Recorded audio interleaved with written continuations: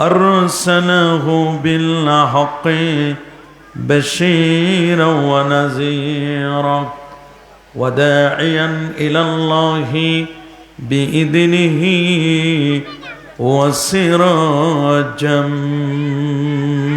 منيرا أما بعد فقد قال الله تعالى في كلامه القديم أعوذ بالله من الشيطان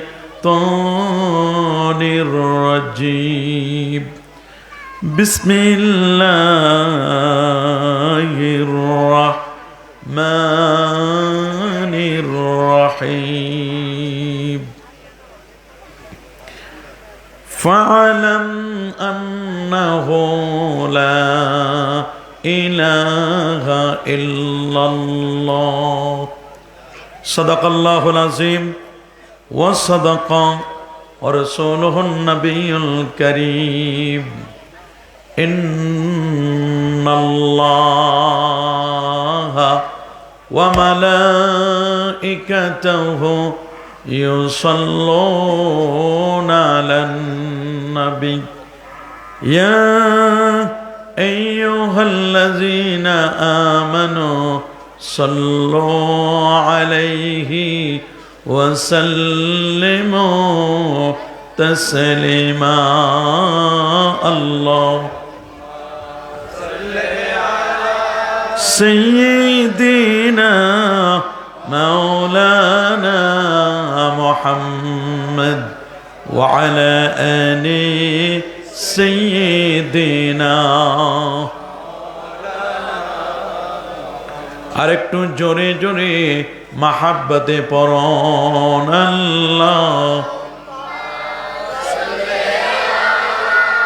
سيدنا مولانا محمد وعلى آله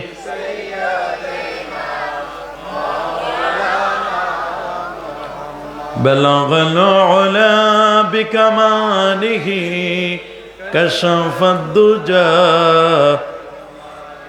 حسنت الجميع صلوا اللهم صل وسلم وبارك عليه চট্টগ্রাম জেলাধীন হাটহাজারী উপজেলা অবস্থিত ফতেহাবাদ পশ্চিম ছড়ারকুল সুন্নি সমাজ কল্যাণ পরিষদের উদ্যোগে আয়োজিত ৩০তম সুন্নি সম্মেলন ২০২৫। আজকের এই সম্মেলনের শ্রদ্ধাভাজন উদ্বোধক Fatehabad city corporation girls school and কলেজের সম্মানিত প্রধান মাওলানা হযরতুল হাজ মাওলানা সৈয়দ মোহাম্মদ মফজল আলম সাহেব হুজুর এসেছিলেন, কথা বলেছেন না? দোয়া করুন আল্লাহ তাআলা হুজুরের হায়াতে তৈয়বা সেহাতে কুল্লিয়া আল্লাহ নসিব করুন বলে আমিন। আজকের মাহফিলের অন্যতম আকর্ষণ উরকিরচর মোহাম্মদিয়া সুন্নিয়া আলিয়া মাদ্রাসার সম্মানিত প্রিন্সিপাল আন্তর্জাতিক খ্যাতিসম্পন্ন আলেম দ্বীন হযরতুল হাজ আল্লামা মোহাম্মদ হাসান রেজা আল কাদিরি সাহেব বারাকাল্লাহু ফি হায়াতিহি ওয়া ইলমিহি ওয়া আকিদাতিহি, সকল বলেন আল্লাহুম্মা আমিন। আমার পূর্বে কথা বলেছেন হযরতুল হাজ আল্লামা মুফতি আলাউদ্দিন জিহাদি সাহেব, খলিফা ইমামে রব্বানী দরবার শরীফ চাঁদপুর। দোয়া করুন আল্লাহ তাআলা হুজুরের হায়াতে তৈয়বা সেহাতে কুল্লিয়া নসিব করুন আমিন বলেন। কথা বলেছেন হযরতুল হাজ মাওলানা ওমর ফারুক নঈমি সাহেব, হযরত মাওলানা হাফেজ মোহাম্মদ নিজামউদ্দিন সাহেব। প্রথমে শুকুর গুজার করছি সে মহান মনিবের দরবারে যিনি আজকের এই মোবারক মাহফিলে শত ব্যস্ততাকে পিছনে ফেলি আরামের ঘুমখানাকে হারাম করে দিয়ে একটি জান্নাতি পরিবেশে আলেম ওলামাদের সোহবতে শক্তি দিয়ে দারাজ কণ্ঠে প্রাণ খুলে দিল মন উজাড় করে কালিমাতুর শুকর আদায় করে আমরা পড়ে নিচ্ছি আলহামদুলিল্লাহ। লাখো কোটি তার চেয়ে আরও অনেক অনেক গুণ বেশি দরুদ আর সালাম পেশ করছি আল্লাহর সৃষ্টির প্রধান আকর্ষণ কুল কায়নাতের নবী আকা মাওলা তাজিদারে মদিনা সুলতান মদিনা শামসুদ্দোহা বদরুদ্দোজা নূরুল হুদা সাহিব কাবা কাউসাইন আও আদনা ওয়া রাসূলুস সাকালাইন ইমামুল হারামাইন ইমামুল কিবলাতাইন ইমাম জাদ্দুল হাসান ওয়াল হুসাইন রাদিয়াল্লাহু তাআলা আনহুমা আফতাব নবুওয়া শাহানশাহি রিসালা নূরি মুজাসসাম হুজুর আকরাম নূরুন আলা নূর হাবিবুনা শফিউনা কুদওয়াতুনা মুরশিদুনা মুহাম্মদুর রাসূল সাল্লাল্লাহু আলাইহি ওয়াসাল্লামের পর বিনা দরখাস্তে যে নবীর উম্মত হতে পেরেছি, আসুন আরেকটি বার শুকরিয়া আদায় করে পড়ে নিচ্ছি, বলে আলহামদুলিল্লাহ। সবাই বলছে আল্লাহু আকবার, আরো জোরে বলে আল্লাহু আকবার। প্রিয় সুধী, গভীর মনোযোগ। আমাকে দুটো গুরুত্বপূর্ণ বিষয় আলোচনা করার জন্য বলা হয়েছে, যার একটি হচ্ছে ইসলামে আকীদা, এটার কি গুরুত্ব, আরেকটা হচ্ছে মাযহাবের গুরুত্ব নিয়ে। দুটোই এগুলো ক্লাসিক্যাল সাবজেক্ট এবং এগুলোর প্রত্যেকটার পিছনে কথা বলতে গেলে অথেন্টিসিটি ছাড়া, আপনারা মুরব্বীরা আছেন এবং যারা ইয়ং স্টার ইউথ যারা, আপনারা এই বিষয়গুলো একটু মনোযোগের সাথে কথাগুলো শুনবার চেষ্টা করবেন। আমি দুটো বিষয়ে আমি কথা বলার চেষ্টা করব। আল্লাহ তাআলা যেন আমাকে কিছু বলবার, আপনাদেরকে অত্যন্ত মনোযোগের সাথে কথাগুলো শ্রবণ করবার তৌফিক দান করুন। সবাই বলে আমিন। আরো জোরে বলে আমিন। প্রথমে আমি বলবো আকীদার উপরই। কিসের উপরে? আকীদা। আকীদা খুব ভালো করে শুনবেন। ইসলাম পাঁচটি ব্যানার উপর প্রতিষ্ঠিত, পাঁচটি স্তম্ভের উপর প্রতিষ্ঠিত। পাঁচটি স্তম্ভের প্রথম স্তম্ভটির নাম হচ্ছে ঈমান। কি নাম? বুনিয়াল ইসলামু আলা খামসিন শাহাদাতি আন লা ইলাহা ইল্লাল্লাহ ওয়া আন্না মুহাম্মাদার রাসূলুল্লাহ সাল্লাল্লাহু আলাইহি ওয়াসাল্লাম, ইকামিস সালাহ ওয়া ইতাইজ যাকাত ওয়া সাওমি রমাদান ওয়াল হজ। এই পাঁচটি স্তম্ভের প্রথম স্তম্ভটি হচ্ছে ঈমান। ঈমান যার উপর ডিপেন্ড করবে, যার উপর নির্ভর করবে, তার নাম হচ্ছে আকীদা। সুবহানাল্লাহ। ঈমান মানে বিশ্বাস। বলেন ঈমান মানে কি? আকীদা মানেও বিশ্বাস, তবে এই বিশ্বাসটা একটু গেঁথে নেওয়া, মজবুত করে অ্যাটাচড করে নেওয়া। একেবারে অ্যাটেস্টেড আছে না, একটা কাগজকে সুন্দর করে লাগাই দেওয়া, গিট দিয়ে দেওয়া, আঠার মতো লেগে যায়, এইটার নাম হলো আকীদা। বলেন এটার নাম কি? একটা বিশ্বাস ঘুরতে ঘুরতে ঘুরতে ঘুরতে যখন একটা জায়গায় লেগে যায়, বসে যায়, ইস্তাকাররাল মা, পানিটা চলতে চলতে যখন পানিটা এক জায়গায় এসে থেমে যায়, এইটার নাম হলো ইয়াকিন, বিশ্বাস, আকীদা। আল্লাহু আকবার বলেন। একজন মানুষ যেমন অক্সিজেন ছাড়া একটি মুহূর্ত বাঁচতে পারে না, ঠিক তেমনি একটি মানুষ তার আকীদা ছাড়া সামান্য একটু সময় পর্যন্ত অতিবাহিত করতে পারে না।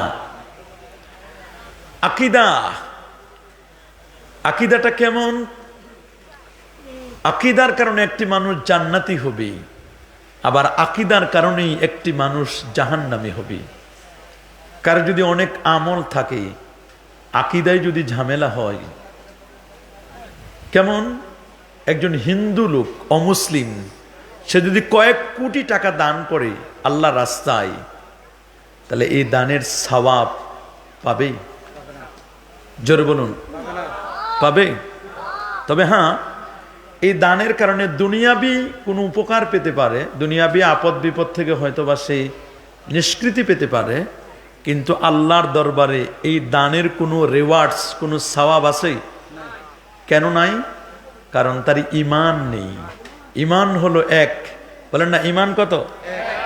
আপনি যদি ঈমানের পরে কোনো কাজ করেন, আমল করেন, তাহলে এর ডানে একটা শূন্য যোগ হবে। একটা কাজ করলেন, শূন্য হলো 10, আরেকটা কাজ করলেন শূন্য হলো 100, আরেকটি কাজ করবেন 1000, এইভাবে করে সওয়াবগুলো বাড়তেই থাকবে। আল্লাহু আকবার বলেন।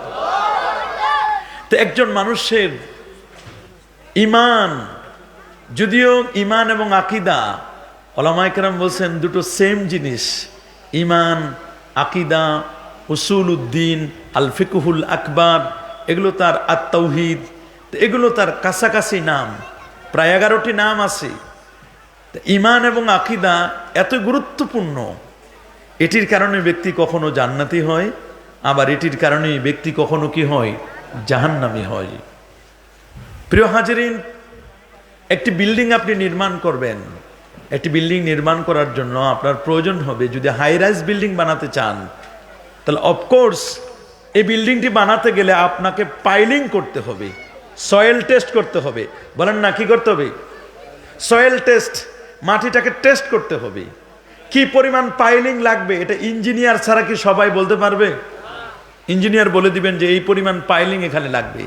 হাই রাইজ বিল্ডিং এর জন্য পাইলিংটা এটা যেমন জরুরি, পাইলিং যত মজবুত হবে, পিলারগুলো যত মজবুত হবে, আপনি তত ছাদ আপনি দিতে পারেন, ছাদ আপনি বেশি দিতে পারবেন, হাই রাইজ বিল্ডিং করতে পারবেন। বাট আপনার পাইলিং যদি মজবুত না হয়, পিলারগুলো যদি মজবুত না হয়, তাহলে ওই বিল্ডিং এর ছাদ কি আপনি দিতে পারবেন? ছাদ ভেঙে পড়বে। মনে রাখবেন, একটি বিল্ডিং এর মধ্যে পাইলিং গুলো হলো, এগুলোর নাম হলো আকীদা। বলেন, পাইলিং এর নাম কি? আর উপরে যে ছাদটা দেওয়া হয়, এই ছাদের নাম হলো ঈমান। আল আকীদাতু হিয়া জাবিয়াতুল ঈমান। আকীদা হলো ঈমানের খুঁটি। সুবহানাল্লাহ বলেন। আকীদা হচ্ছে ঈমানের খুঁটি, আকীদা হচ্ছে ঈমানের খুঁটি। আপনার খুঁটি যদি মজবুত না হয় তাহলে কি আপনার ঈমান টিকবে? এই খুঁটিটা যদি মজবুত না হয়, আশপাশের যে শামিয়ানা, ছাদ, উপরে যেগুলো আছে এগুলো একটাও টিকবে? টিকবে না। খুঁটি যদি নরবর থরবর হয়, আকীদা যদি ভেজাল হয়, ঈমান যে কোনো সময় ওয়াহাবি, সালাফি, মুরজিয়া, জাবারিয়া, কাদারিয়া, এরা যে কোনো সময় আপনার ঈমানকে চুরি করে নিয়ে যাবে। বলেন, যে কোনো সময় ঈমানকে কি করে নিয়ে যাবে? চুরি করে নিয়ে যাবে। তাহলে একটা বিল্ডিং এর জন্য পাইলিং এর, পিলারের যত গুরুত্ব, একজন মুমিনের ঈমানের জন্য আকীদার গুরুত্ব ঠিক সেম টু সেম।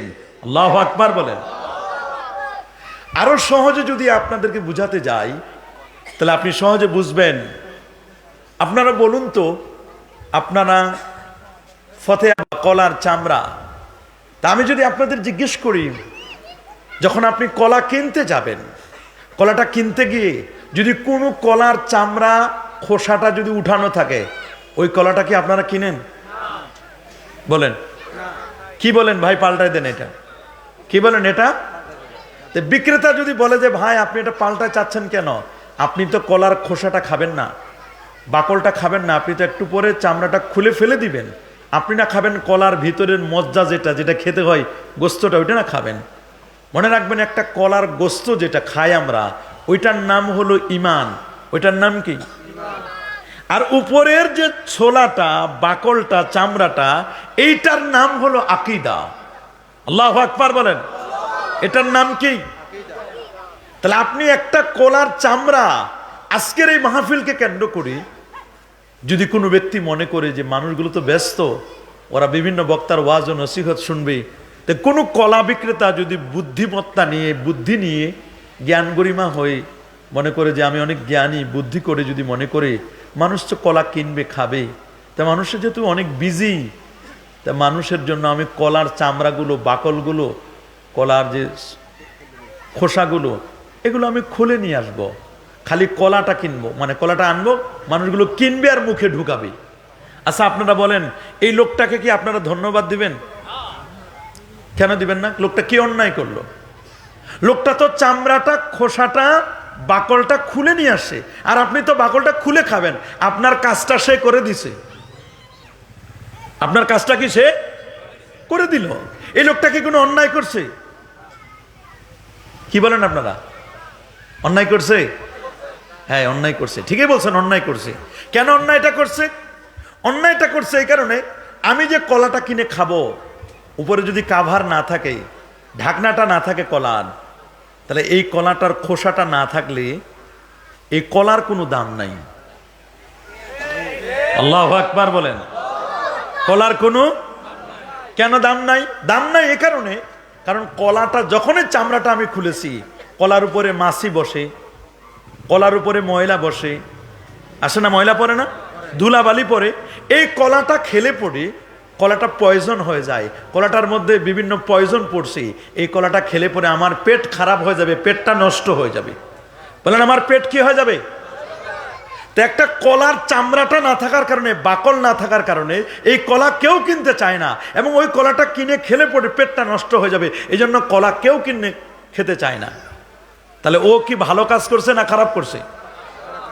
আমি আপনাদেরকে যেটা বুঝাতে চাই, আমার দেশের যে আলেম ওলামা পীর বুজুর্গ স্কলার, ইসলামিক স্কলার, এখন তো মুহাদ্দিস মুফাসসির নাই, সব স্কলার হয়ে গেছে। সব কি হয়ে গেছে? সব স্কলার, সব শায়েখ। আমাদের দেশে শায়েখের অভাব নাই, আর আমাদের দেশে আল্লামার অভাব নাই। সবাই আমরা আল্লামা, সবাই আমরা কি আল্লামা। আমাদের দেশে আমরা সবাই আল্লামা, সবাই শায়েখ, সব ইসলামিক স্কলার, সবাই আন্তর্জাতিক খ্যাতিসম্পন্ন মুফাসসির করেন। অথচ খোঁজ নিয়ে দেখবেন যে তার পাসপোর্টও এখন পর্যন্ত করে নাই, তার পাসপোর্ট নাই, অথচ সবাই কি আল্লামা, সবাই আন্তর্জাতিক খ্যাতিসম্পন্ন মুফাসসির কোরআন। কি দুঃখের কথা বলবো, এগুলোই তো চলতেছে সমাজের মধ্যে। জলে বলুন, যদি একটা কলার খোসা না থাকার কারণে, বাকল না থাকার কারণে, চামড়া না থাকার কারণে কলাটা যদি কেউ কিনতে না চায়, তাহলে যেই আলেম, যেই বক্তা, যেই পীর, যেই ইসলামিক স্কলার আকীদা নাই, কলার উপরের চামড়াটা হলো আকীদা, কলার ভিতরটা এটার নাম হলো ঈমান। আকীদা না থাকলে, চামড়া না থাকলে যেমন কলা কেউ কিনে না, ঠিক তেমনি যে বক্তার আকীদাটা আহলুস সুন্নাহ ওয়াল জামার আকীদা হবে না, আকীদা যার আহলুস সুন্নাহ জামাতের থাকবে না, তারও কোনো বক্তব্য, কোনো লেকচার, কোনো ধরনের শিক্ষা তার থেকে আমাদের নেওয়ার কোনো প্রয়োজন। আল্লাহু আকবার বলেন। কে বলেন কোনো দরকার আছে নাকি? অনেক বক্তা আছে দেশের মধ্যে, এদের আকীদার মধ্যে ভেজাল আছে, গোস্তাখে রাসূল, বেয়াদবে রাসূল আছে না নাই? কথা বলার সময় নবীর সহধর্মিনী জানা, নবীর স্ত্রী, আমাদের মা যারা উম্মাহাতুল মুমিনিনদের ব্যাপারে লাগামহীন বক্তব্য দেয় কি দেয় না? নবীজির ব্যাপারে লাগামহীন বক্তব্য দেয়। নবীজিকে নাকি শয়তান স্পর্শ করেছে, নাউজুবিল্লাহ, এরকম বক্তব্য যারা দেয়, নবীজি কিয়ামতের ময়দানে ফেল করে তাকাই থাকবেন, নবীজি সুপারিশ করতে পারবেন না। যারা বলবে নবী হায়াতুন নবী, এই নবীর তালাক, এইরকম বক্তব্য যারা দেয়, এগুলো বাতিলপন্থী, খারেজি দেয় এরা। বলেন এরা কি? খারেজি। খারেজি আমরা দেখি নাই, কিন্তু নব্য খারেজিদেরকে আমরা এখন দেখতেছি। খারেজিদের আকীদা এরকমই ছিল। খারেজিদের আকীদা কি এইরকমই ছিল, আপগ্রেড। এখন আধুনিক খারেজি আমরা দেখতে পাচ্ছি, যারা শাফাআতকে অস্বীকার করার মধ্যে ভেজাল ঢুকছে। এদের আকীদা নষ্ট হয়ে গেছে, এদের আকীদা পচে গেছে। বলেন এদের আকীদা কি হয়ে গেছে? পচে গেছে। এদের আকীদার মধ্যে কিছু নাই। পচা কলা খাওয়া যায়?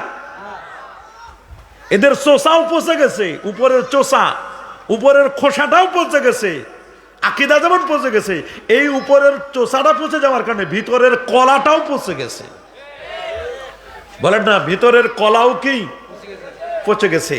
সুতরাং ওদের কলা খাওয়া যাবে? আমাদের পরিচয় আমরা ইমানদার। ইমানের দুটো দিক আছে। ইমানের একটি দিক হলো তাওহীদ। বলেন ইমানের একটি দিক কি? আরেকটি দিক হলো রিসালাত। একটি হলো তাওহীদ, আরেকটা হলো কি? একটা তাওহীদ, আরেকটা হলো কি? রিসালাত। আপনি যদি তাওহীদ মানেন, রিসালাতকে না মানেন, ওই ইমানের কোনো দাম নাই।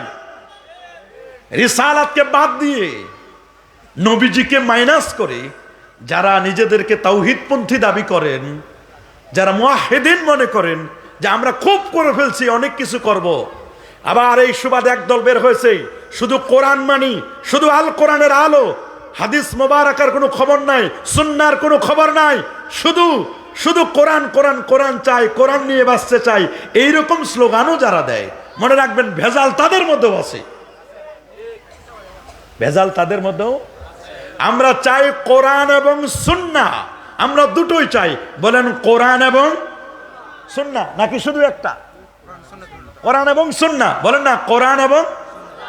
একদল তো আছে শুধু আহলে কোরআন, ওরা কোরআন মাজিদ ছাড়া কিছুই বুঝে না, সুন্নত মানতে চায় না। কি মানতে চায় না? আছে না একদল, আছে না? ওরা সুন্নত মানতে চায় না, হাদিস মানতে চায় না।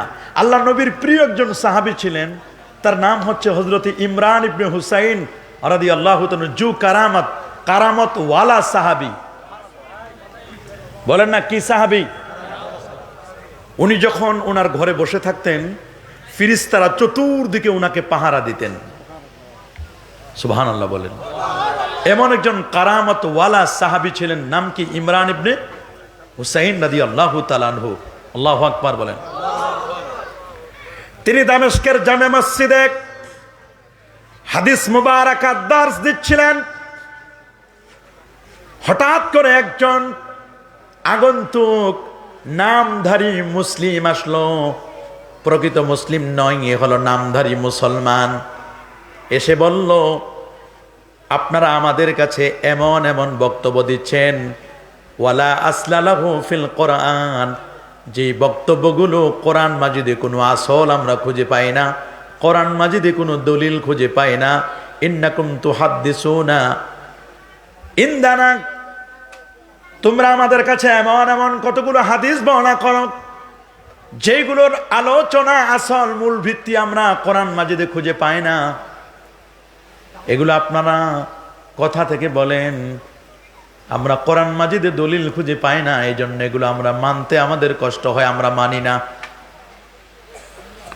রাসূলুল্লাহর প্রিয় সাহাবী জু কারামত হযরত ইমরান ইবনে হুসাইন রাদিয়াল্লাহু তাআলা তাকে লক্ষ্য করে বললেন, ইয়া ফাতা, রে যুবক, এ নামদারি মুসলিম, শুনে নাও, তুমি কি আদাইতা সালাতাল আসর, তুমি কি আসরের নামাজ আদায় করেছ? বলে নাম, হ্যাঁ আমি আসরের নামাজ তো পড়েছি। বলে কাম রাকা, কয় রাকাত পড়েছ? লোকটি বলল আরবা রাকাআতিন, আমি 4 রাকাত আসর পড়েছি। আল্লাহু আকবার। তখন ইমরান ইবনে হুসাইন বললেন, হাল ওয়াজাদতা ফিল কোরআনে সালাতাল আসর আরবা রাকাআতিন, তুমি কি আল্লাহর কোরআনের একটি জায়গায় দেখাতে পারবে আসরের নামাজ 4 রাকাত? বলে না। কথাও মাগরিবের নামাজ 3 রাকাত ফরজ দেখাতে পারবে? লোকটি তো হতভম্ব হয়ে গেল। তুমি কি জোহরের নামাজ কোরআনে 4 রাকাত ফরজ দেখাতে পারবে? এশার নামাজ 4 রাকাত ফরজ দেখাতে পারবে? লোকটি হতভম্ব হয়ে বলল, না, কোরআন মাজিদের কথাও তো নামাজের রাখি। আল্লাহু আকবার বলে। ওরা দলিল দিত, মা ফাররাতনা ফিল কিতাবি মিন শাই, কোরআনে এমন কোনো কিছুর বাদ দেওয়া হয় না যেটার আলোচনা আমার আল্লাহ করেন নাই। ওয়া নাযালনা আলাইকাল কিতাবা তিবয়ানান লিকুল্লি শাইইন ওয়া হুদান ওয়া রাহমাতান ওয়া বুশরা লিল মুসলিমিন। আল্লাহু আকবার বলেন। হে রাসূল, আমি আপনার উপর নাজিল করেছি এই কিতাব কোরআন মাজিদকে তিবয়ানান লিকুল্লি শাই, প্রত্যেকটা বিষয়ের ডিটেইলস আলোচনা আমি আল্লাহ করে দিয়েছি। এই কোরআন মাজিদ হলো হুদা, এটা হলো রাহমা, করুণার আধার, এটা হলো হেদায়েত প্রাপ্তির একটি মাধ্যম, আর এটা হচ্ছে বুশরা লিল মুসলিমিন, মুসলমানদের জন্য সুসংবাদ। আল্লাহু আকবার বলেন। আরো জোরে বলেন আল্লাহু আকবার। তাহলে আমরা আল্লাহর কোরআনকে মানতে চাই কি চাই না? নবীর সুন্নাহকে মানতে চাই কি চাই না? এবং আমাদের দলিল শুধু কোরআন এবং সুন্নাহ নয়, আমাদের দলিল হচ্ছে 4টি। বলুন বাবা, আমাদের দলিল কয়টি? আরো জোরে, সবার মুখে, কয় দলিল? বলেন কোরআন মাজিদ, সুন্নাতে রাসূল, ইজমাউল উম্মাহ, কিয়াসুল মুজতাহিদিন, গবেষকদের গবেষণা। 4টা দলিল। বলেন কয়টা? আরো জোরে, সবার মুখে, 4টা। কয়টা? 4টা দলিল। 4টা দলিল মুসলমানের। বলেন এটা পেলেন কোথায়? 4টা দলিল পেয়েছি সহিহুল বুখারীর হাদিস, এটা সুনানে আবি দাউদের মধ্যে হাদিসটি এসেছে। আল্লাহ নবী তার প্রিয় সাহাবী, নামটি তার মুআজ ইবনে জাবাল। কি নাম বলেন? রাদিয়াল্লাহু তাআলা। মুআজ ইবনে জাবাল রাদিয়াল্লাহু তাআলা, উনি ছিলেন আ'লামু বিল হালাল ওয়াল হারাম, হালাল হারাম সংক্রান্ত বিষয়ে এক্সপার্ট। তার চেয়ে বড় পণ্ডিত হালাল হারাম নিয়ে আর কেউ ছিল? সবচেয়ে বেশি হালাল হারাম জানতেন। রাসূলুল্লাহ বলেছেন আ'লামু বিল হালাল ওয়াল হারাম, হালাল হারাম সংক্রান্ত সবচেয়ে বেশি জ্ঞান ছিল মুআজ ইবনে জাবাল রাদিয়াল্লাহু তাআলা। আল্লাহু আকবার বলেন। আল্লাহ নবী তাকে বাসা রাসূলুল্লাহ সাল্লাল্লাহু আলাইহি ওয়াসাল্লাম মুআযান ইলাল ইয়ামান, নবীজি তাকে ইয়ামানে পাঠাবেন। কোথায়? ইয়ামানে যখন পাঠালেন, পাঠানোর আগে আল্লাহ নবী মুআজ ইবনে জাবালকে নসিহত করতেছেন, জীবনের ওসিয়তও এক ধরনের, জীবনের শেষ কথাগুলো বলছেন। মুআজ, তুমি তো ইয়ামানে যাচ্ছ। জি হুজুর, যাচ্ছি। আচ্ছা, ইয়ামানে গেলে তো কত রকমের সমস্যার সম্মুখীন হবে তুমি, কত মানুষজন আসবে। কাইফা তাকদি ইয়া মুআজ, মুআজ তুমি বিচার কার্য কেমনে ফায়সালা করবে? সুবহানাল্লাহ বলেন, আল্লাহু আকবার বলেন। নবীর সাহাবী মুআজ ইবনে জাবাল রাদিয়াল্লাহু তাআলা বলেন, আকদি বিকিতাবিল্লাহ, ইয়া রাসূলুল্লাহ, আমার কাছে যখন আগত কোনো সমস্যা আসবে, কোনো বিচার কার্য আসবে, আমি এটা ফায়সালা করব আল্লাহর কোরআন দিয়ে। বলেন কি দিয়ে? নবীজি এবার বললেন, ফাইল্লাম তাজিদ ফি কিতাবিল্লাহ, যদি কোরআনে তুমি না পাও। এটা বলেন নাই যে কোরআনে যদি না থাকে, এটা বলছে কোরআনে যদি তুমি খুঁজে না পাও। সুবহানাল্লাহ বলেন। অনেক জিনিস আছে যেটা আমি কোরআনে খুঁজে নাও পেতে পারি। কি বলেন, আছে না এরকম? আমি কি সব জানতাম? আমি সব পাবো তা নয়। সবাই সমান সব জিনিস পাবে না। কি বলেন, সবাই কি সব জিনিস পাবে? একটা পুকুরে তো কতজনে মাছ ধরার জন্য নামে, পুকুরে তো কতজনে জাল ফেলে, পুকুরে তো কতজনে ছিপ ফেলে, কিন্তু সবার বড়শিতে কি মাছ আটকে? তার পাশের বড়শিতে উনি বারবার মাছ ধরতেছেন, মাছ আটকে যাচ্ছে, উনি পুকুর থেকে মাছ ধরতে, ওনার বড়শিতে একটাও আটকে না, ওনার ছিপে একটাও ধরে না, জালে একটাও মাছ আসে না। এখন উনি যদি রাগ করে বলেন এই পুকুরে কোনো মাছে নাই, চরম অন্যায় হবে। বলেন এটা কি হবে? এবং বোকামি হবে। কথা বলুন। এই জন্য আল্লাহ নবী বলেন, ফাইল্লাম তাজিদ ফি কিতাবিল্লাহ, আল্লাহর কোরআনে যদি তুমি না পাও, কোরআনে আছে কিন্তু যদি হয়তোবা তুমি খুঁজে না পাও, তখন সাহাবী বললেন, ফাবি সুন্নাতে রাসূলিল্লাহ, আমি আল্লাহ নবীর সুন্নাহ দ্বারা বিচার কার্য ফয়সালা করব। দলিল কয়টা পেলাম? একটা হলো কোরআন মাজিদ, এটা ওহিয়ে মাতলু, আর একটা হচ্ছে ওহিয়ে গায়রে মাতলু, হাদিস মুবারাকা। সুবহানাল্লাহ বলেন। কয়টা? দুইটা। রাসূলুল্লাহ বলেন, এবার রে মুআজ, ফাইন লাম তাজিদ ফি সুন্নাতি রাসূলিল্লাহ ওয়ালা ফি কিতাবিল্লাহ, যদি আল্লাহর কোরআনেও না পাও, নবীর সুন্নায়ও যদি না পাও, তাহলে তুমি কেমনে বিচার কার্য ফয়সালা করবে? সাহাবী বললেন, হুজুর ফাআজতাহিদু, আমি গবেষণা করব, ইজতিহাদ করব। আল্লাহু আকবার। ইজতিহাদ করবেন কোথায়? কোরআন এবং সুন্নাহর মধ্যে গবেষণা করবেন। বলেন না, কোরআন সুন্নাহতে কি করবেন? গবেষণা করবেন। কোরআন এবং সুন্নাহয় কি করবেন? গবেষণা করবেন, তিনি ইজতিহাদ করবেন।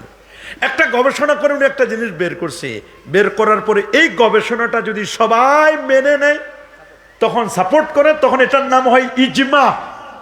বলেন এটার নাম কি? আমি একটা গবেষণা করলাম, গবেষণাটা সবাই মেনে নিয়েছে, সকলে মেনে নিয়েছে, সকলে এটাকে মেনে নিল যে না, আপনার গবেষণাটা সঠিক আছে, এটা আপনি ঠিক বলেছেন। সবাই যদি মেনে নেয়, কেউ যদি ইখতিলাফ না করে, তখন এটার নাম হয় ইজমা। ইজমা মানে ঐক্যমত পোষণ করা। ইত্তিফাকু মুজতাহিদিনা সালিহিনা মিন উম্মতে মুহাম্মাদিন সাল্লাল্লাহু আলাইহি ওয়াসাল্লাম, উম্মতে মুহাম্মাদের মুস্তাহিদরা এই ব্যাপারে একমত। আল্লাহু আকবার বলেন। সবাই মেনে নিল, সবাই মেনে নিলে এটার নাম হবে ইজমা। ইজমাকে যদি কেউ অস্বীকার করে, সেও বেঈমান হয়ে যাবে। বলেন ইজমা অস্বীকার করলে ঈমান থাকে? ঈমান থাকে না। আর যদি কেউ মেনে নিল না, কিছু মানুষ মানছে, কিছু মানুষ মানে নাই, আপনার গবেষণাটাকে কিছু মানুষ অ্যাকসেপ্ট করছে আর কিছু মানুষ অ্যাকসেপ্ট করেন নাই, তখন এটার নাম হবে কিয়াস। বলেন এটার নাম কি? কিয়াস মানে আন্দাজ করা। কিয়াস মানে কি? যেমন আপনাদেরকে একটা উদাহরণ দিয়ে আমি বুঝাই দিই, খুব সহজে বুঝবেন। আল্লাহ নবী একটা হাদিসের মধ্যে বলছেন, কি বলছেন? আল্লাহ রসুল বলছেন, আজ-জাহাবু বিজ-জাহাবে ওয়াল ফিদ্দাতু বিল ফিদ্দা, স্বর্ণের পরিবর্তে স্বর্ণ, রৌপ্যের পরিবর্তে রৌপ্য, আর তামারু বিত তামার, অথবা আত্তামরু বিত্তামার, খেজুরের পরিবর্তে খেজুর, আর শাইরু বিশ শাইর, জবের পরিবর্তে জব, বলে হেন্তা তো বিলে হেন্তা, গমের পরিবর্তে গম। এরকম 6টা জিনিসের কথা বললো। কয়টা? 6টা। তো এই 6টা জিনিস এক জাতীয় যদি হয়, এক জাতীয় যদি পরিমাণও যদি এক হয়, তাহলে আপনি একজনকে 5 কেজি চাল নিলে, মানে ধান নিলেন, কি নিলেন? ধান নিলেন। আর মনে করেন 5 কেজি গম নিলেন, দেওয়ার সময় তাকে 5.5 কেজি দিলেন। এটা জায়েজ আছে? বলেন না, জায়েজ আছে? কেন জায়েজ নাই? এক জাতীয় গমের পরিবর্তে গম, এবং আপনি অতিরিক্ত দিতেছেন, আধা কেজি গম বেশি দিচ্ছেন। ওয়াল ফাদলু রিবা, অতিরিক্ত যেটা দিলেন এটার নাম সুদ। আর সুদের বিধান হলো হারাম। সুদ কি? হাদিসে গমের কথা আছে, হাদিসে জবের কথা আছে, স্বর্ণরৌপ্যের কথা আছে, আছে না? চুন সুরকির কথা আছে, কিন্তু হাদিসে ডালের কথা নাই। 5 কেজি মুসুরি ডাল নিলেন, আপনি দেওয়ার সময় 6 কেজি মুসুরির ডাল দিলেন, এটা জায়েজ আছে? কথা বলেন না। মুসুরির ডালের কথা তো হাদিসে নাই, তাহলে আমি এই মুসুরির ডালের 5 কেজি নিয়ে 6 কেজি দিলে এটা হারাম হবে, দলিল কি? কাউন চিনেন? কাউন, কাউনের ই খায়, পায়েস খায় মানুষ, কালো কালো কালো কালো দানা। কাউন চিনেন না? তিল চিনেন? তিসি চিনেন? এগুলো এখন নাই সমাজে। আহারে, কাউন আছে, কাউন। কাউন হলো ছোট ছোট ছোট ছোট ছোট ছোট। আপনাদের দেশে কি বলে? কাকন। আমাদের দেশে বলে কাউন, আপনাদের দেশে কাকন। ছোট ছোট, এগুলোর পায়েস খায়, ফিন্নি খায়, কাকন চাউল। তা যদি 5 কেজি কাকন নেয় আর দেওয়ার সময় যদি 7 কেজি কাকন দেয়, সুদ হবে না? বলেন না, সুদ হবে না? হাদিসে তো ধানের কথা নাই, ধানের কথা আছে? 5 মণ ধান নিলাম বিপদের সময়, পরে দেওয়ার সময় দিলাম 7 মণ, সুদ হবে না? তো এটা যে সুদ হবে, এটা আমি কথাই পেলাম, হাদিসে তো ধানের কথা নাই। আছে? এটা আমি গবেষণা করছি ওই 6টা জিনিসের উপরে। আল্লাহু আকবার বলেন। ওই 6টা জিনিসের উপর আমি গবেষণা করছি। এই গবেষণাটা সবাই যদি মেনে নেয়, এটার নাম ইজমা। আর যদি মেনে না নেয়, কিয়াস। তাহলে শরীয়তের দলিল কয়টা? জোরে বলেন, আরো জোরে।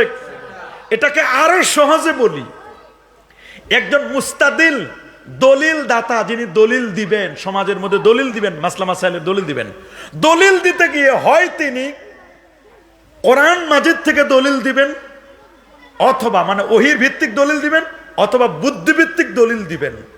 একটা হলো ওহী ভিত্তিক, আর একটা হলো কি? বুদ্ধিভিত্তিক। ইন্টেলেকচুয়াল পাওয়ার, বুদ্ধি খাটাই দলিল দিবেন। সুবহানাল্লাহ বলেন। যদি তিনি ওহী দিয়ে দলিল দেন, তাহলে তার দুটো অপশন, একটা ওহিয়ে মাতলু অথবা ওহিয়ে গায়রে মাতলু। ওহিয়ে মাতলু দিয়ে যদি দলিল দেন, তখন এটার নাম হবে কোরআন মাজিদ। ওহিয়ে গায়রে মাতলু দিয়ে দলিল দেন, তখন এটার নাম হবে সুন্নাহ। গেল এক চ্যাপ্টার। এবার আসলো তার বুদ্ধিভিত্তিক দলিল দিবেন, মানে বুদ্ধি খাটাইয়া, গবেষণা করি, ইন্টেলেকচুয়াল পাওয়ার, ব্রেন খাটাই উনি দলিল দিবেন। উনি যদি ব্রেন খাটাইয়া দলিল দেন, এতে ইস্তেহাদ করলে ওনার জন্য সওয়াব আছে। আল মুজতাহিদু ইজাস্তাহাদা, একজন গবেষক যখন ইস্তেহাদ করবে, গবেষণা করবে, গবেষণা করতে গিয়ে তিনি যদি সঠিক গবেষণা করেন, তাহলে তার জন্য ডাবল সওয়াব, ফালাহু আজরান। সওয়াব কয়টা? ওয়াইন আখতা, তিনি যদি ভুলও করেন, ফালাহু আজরুন ওয়াহিদ, তার জন্য মাত্র একটা সওয়াব। আল্লাহু আকবার। এই জন্য আমরা বলি আল মাজাহিবুল আরবা, 4টা মাযহাব, 4টাই হক। বল না, 4 মাযহাবই কি? সবাই বলেন, 4 মাযহাবই কি? হক। 4 মাযহাবই কি? যে কোনো একটা মাযহাবকে আপনি নেগলেক্ট করার কোনো সুযোগ নাই, 4টাই হক।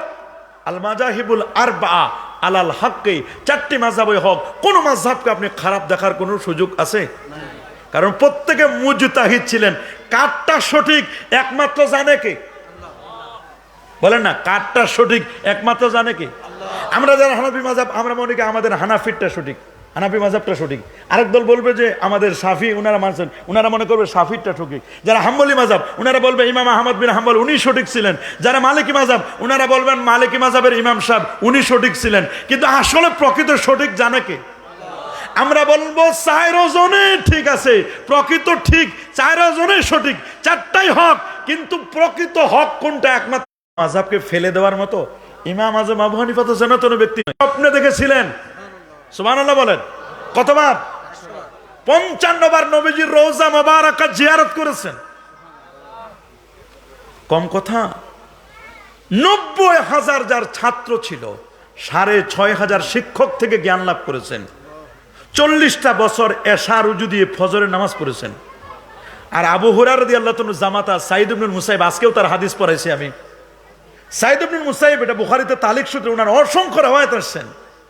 ইমাম বুখারী ওনার হাদিস এনেছেন। সাঈদ ইবনুল মুসাইব রাদিয়াল্লাহু তাআলা উনি 50 বছর এশা রুজু দিয়ে ফজরের নামাজ পড়েছেন। আমাদের ইমাম আজম আবু হানিফার কথা বললে ওরা নাক ছিটকায়। তা আমি ইমাম আজম আবু হানিফার নাম বলার সাথে সাথে সাঈদ ইবনুল মুসাইব রাদিয়াল্লাহু তাআলা উনার কথাও বললাম, কারণ উনি ছিলেন আবু হুরায়রা রাদিয়াল্লাহু তাআলা জামাতা এবং কিবারু মিনাত তাবি, একজন বিখ্যাত তাবি ছিলেন। আল্লাহু আকবার। উনি 50টা বছর এশা রুজু দিয়ে ফজর পড়েছেন। সিয়ারু আলামিন নুবালা ইমাম যাহাবী নকল করেছেন। আল্লাহু আকবার। আমার রাসূল বলেছেন, ইঙ্গিত দিয়ে গেছেন, লাউ কানাল ঈমানু লাউ কানাল ইলমু আলা সুরাইয়া। সহিহ মুসলিমের রওয়ায়াতটি আসছে, সহিহুল বুখারীতে আসছে, কিতাবুত তাফসিরে বা কিতাবুত তাফসির সূরাতুল জুমার জামে তিরমিজিতে আসছে। ঈমান, ইলম, আরশে ওই যদি সুরাইয়া নক্ষত্র যদি থাকে, ওইখান থেকে ছিনিয়ে নিয়ে যিনি মানুষের মাঝে বিতরণ করবেন, উনি আর কেউ নয়, পারস্য উদ্ভূত সালমান ফার্সির বংশে জন্মগ্রহণ করা সেই ব্যক্তি। ইনি কে? ইমাম সিয়ুতি বলেন, এই হাদিসের মেসদাক, হাদিসটা যারা উদ্দেশ্য হলো ইমাম আজম আবু হানিফা নোমান ইবনে সাবেত রাদিয়াল্লাহু তাআলা। আল্লাহু আকবার বলেন। এত বড় একজন পণ্ডিত ছিলেন। 55 বার নবীজির রওজা মোবারকা জিয়ারত করেছিলেন। এত বড় পণ্ডিত, 83,000 মাসআলা বের করেছেন। উনি হানাফি মাযহাবের ফাউন্ডার। ইমাম আজম আবু হানিফা, হানাফি মাযহাব মানে শুধু ইমাম আজম আবু হানিফা নয়, বরং তার সাথী আছে ইমাম আবু ইউসুফ যিনি কাজীউল কুযাত, আরেকজন হচ্ছেন ইমাম মুহাম্মদ আশ-শাইবানি, ইমাম জুফারও আছেন। এদেরকে নিয়েও তো হানাফি মাযহাব। আল্লাহু আকবার। তাহলে আপনি কেমনে ইমাম আজম আবু হানিফাকে বাদ দিবেন? আসেন ইমাম আহমদ বিন হাম্বল, সুবহানাল্লাহ বলেন, 12.5 লক্ষ হাদিসের হাফেজ। কত? 12.5 লক্ষ হাদিসের হাফেজ ইমাম আহমদ বিন হাম্বল 99 বার আমার আল্লাহকে স্বপ্নে দেখেছেন। তিনি এক নয়, দু নয়, একবার তাকে 62,000 প্রশ্ন করেছে। একটা নয়, দুটা নয়, 62,000 প্রশ্নের উত্তর। প্রত্যেকটি প্রশ্নের উত্তর তিনি হাদিস দ্বারা দিয়েছেন। এত বড় হাদিসের পণ্ডিত ছিলেন ইমাম আহমদ বিন হাম্বল, যার ক্লাসে ইমাম বুখারী 8 বার ছাত্র হয়ে বসেছিলেন। ইমাম বুখারী ছাত্র, ইমাম আহমদ বিন হাম্বল হলেন উস্তাদ। সুবহানাল্লাহ। আল্লাহু আকবার বলেন। ওনার লেখা কিতাব মুসনাদে আহমদ। কি নাম? মুসনাদে আহমদ। আমি অনার্স 4th ইয়ারে মুসনাদে আহমদ পড়াই। ওনার জীবনীটা আগে পড়ে নিয়েছি আমি। উনি বড় মাপের পণ্ডিত। ইরাকের জমিনে ওনার অবস্থান। সুবহানাল্লাহ। ইরাকে থাকেন। কোথায়? ইরাকে বাগদাদের জমিনে ইমাম আহমদ বিন হাম্বলের অবস্থান। তার মাজার রয়েছে বাগদাদের জমিনে। সুবহানাল্লাহ বলেন। উনি ওই যুগে মুতাজিলি আকীদায় কিছু মানুষ বিশ্বাসী ছিল। সেই যুগে ইমাম আহমদ বিন হাম্বল এমন একজন ব্যক্তিত্ব, আহলে সুন্নাহ ওয়াল জামাআর আকীদাকে এস্টাবলিশ করার জন্য। সেই সময় মুতাজিলিরা বলতো আল্লাহর কোরআনটাকে হাদিস বলতো, কোরআনটা নশ্বর। সেই সময় ইমাম আহমদ বিন হাম্বল বলতেন কোরআনটা নশ্বর নয়, এটা অবিনশ্বর। জাতুহু কাদিমুন ওয়া সিফাতুহু কাদিম। আল্লাহর জাত, আল্লাহর সত্তা যেমন কাদিম, আমার আল্লাহর যেমন লয় নাই, ক্ষয় নাই, পরিবর্তন নাই, পরিবর্তন নাই, আল্লাহর কালামেরও কোনো পরিবর্তন আর পরিবর্তন নাই। আল্লাহু আকবার। এই কথা বলবার কারণে ও দেশের সরকার তাকে জেলখানায় বন্দী করলো। প্রতিদিন তাকে 80টি করে ব্যত্যাঘাত করা হতো তার পিঠে। আহলে হক প্রতিষ্ঠা করার জন্য, আহলে সুন্নাহ ওয়াল জামাআহ প্রতিষ্ঠা করার জন্য কত না কষ্ট করেছেন। তিনি রাতের বেলায় 300 রাকাত নামাজ আদায় করতেন। আল্লাহু আকবার। কত রাকাত? যদি বলেন এটা রাসূলুল্লাহর খেলাফ হবে, রাসূল তো আর 300 রাকাত নামাজ পড়তেন না। কোন সাহাবী তো এরকম পড়তেন না। আরে বাবা, নবী করে নাই, সাহাবী করে নাই, এজন্য আর কেউ করতে পারবে না, এটাও তো বেয়াদবিমূলক কথা। নবী তো বলে যায় নাই, সাহাবীরা তো বলে যায় না যে আমরা যদি কোনো কিছু করতে না পারি এটা আর পরে কেউ করতে পারবে না। তাহলে তোমরা ইমাম আহমদ বিন হাম্বলকে কি বেদাতি বলবে? কি বলেন, ইমাম আহমদ বিন হাম্বল বেদাতি ছিলেন? জরবে না, ইমাম আহমদ বিন হাম্বল বেদাতি ছিলেন? কোন সাহাবী 40 বছর এশারুজুদি ফজর পড়েছেন? কোন সাহাবী 50 বছর এশারুজুদি ফজর পড়েছেন? তা সাহাবীরা যেহেতু পড়ে নাই, পরবর্তীতে তাবি সাইদ ইবনে মুসাইব রাদিয়াল্লাহু তাআলা উনি 50টা বছর এশারুজুদি ফজর পড়ছে, তোমরা তো তাকেও বেদাতি বলবে। সাহাবী যেটা করে নাই, নবী যেটা করে নাই, তাবি উনি কেন করবে? কথা বলুন, আরো জোরে বলুন। ইমাম আহমদ বিন হাম্বল, উনাকে যখন জেলখানায় নেওয়া হলো, জেলখানার মসজিদে রাতের বেলায় দাঁড়িয়ে দাঁড়িয়ে 100 রাকাত নফল নামাজ আদায় করতেন। ইমাম শাফি ছিলেন ইমাম আহমদ বিন হাম্বলের ওস্তাদ ছিলেন। ইমাম শাফি স্বপ্নে আল্লাহর নবীর জিয়ারত পেলেন। একদল তো রসুলের জিয়ারতটাকে অস্বীকার করে, বলে না নবী মরে পচে গলে শেষ, নবী আবার কিসের সাক্ষাৎ করবেন? সহিহুল বুখারী কিতাবুত তাবিরের মধ্যে হাদিস এসেছে, আল্লাহ নবী বলেছেন, মান রাআনি ফিল মানামে ফাকাদ রাআনি হাক্কা লিআন্না শাইতানা লা ইয়াতামাসসালু বি।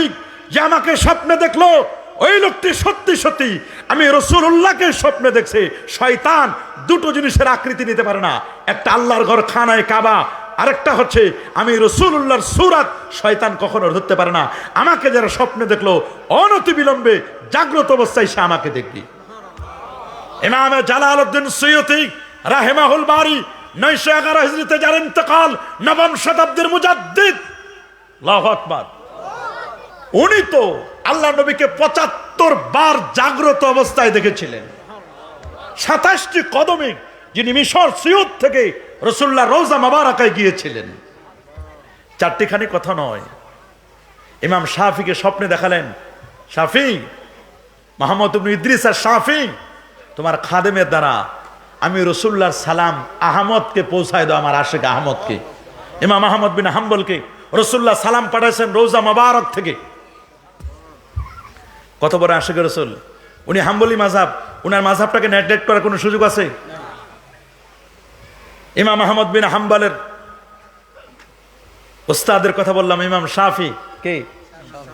ইমাম শাফি কিতাবুল লিখেছেন, মুহাম্মদ ইবনে ইদ্রিস শাফি। আল্লাহু আকবার বলেন। উনি একটা সির্ফ ওয়ান মাসআলাকে নিয়ে, একটি মাসআলা বের করার জন্য আল্লাহর কোরআনটাকে 214 বার খতম করেছে, মাত্র একটা মাসআলা বের করার জন্য। মিয়া সাহেব, একটা মাসআলা বের করার জন্য। ইমাম শাফি যেন তেন ব্যক্তি নয়, এত বড় পণ্ডিত ছিলেন ইমাম শাফি রহমতুল্লাহ আলাই।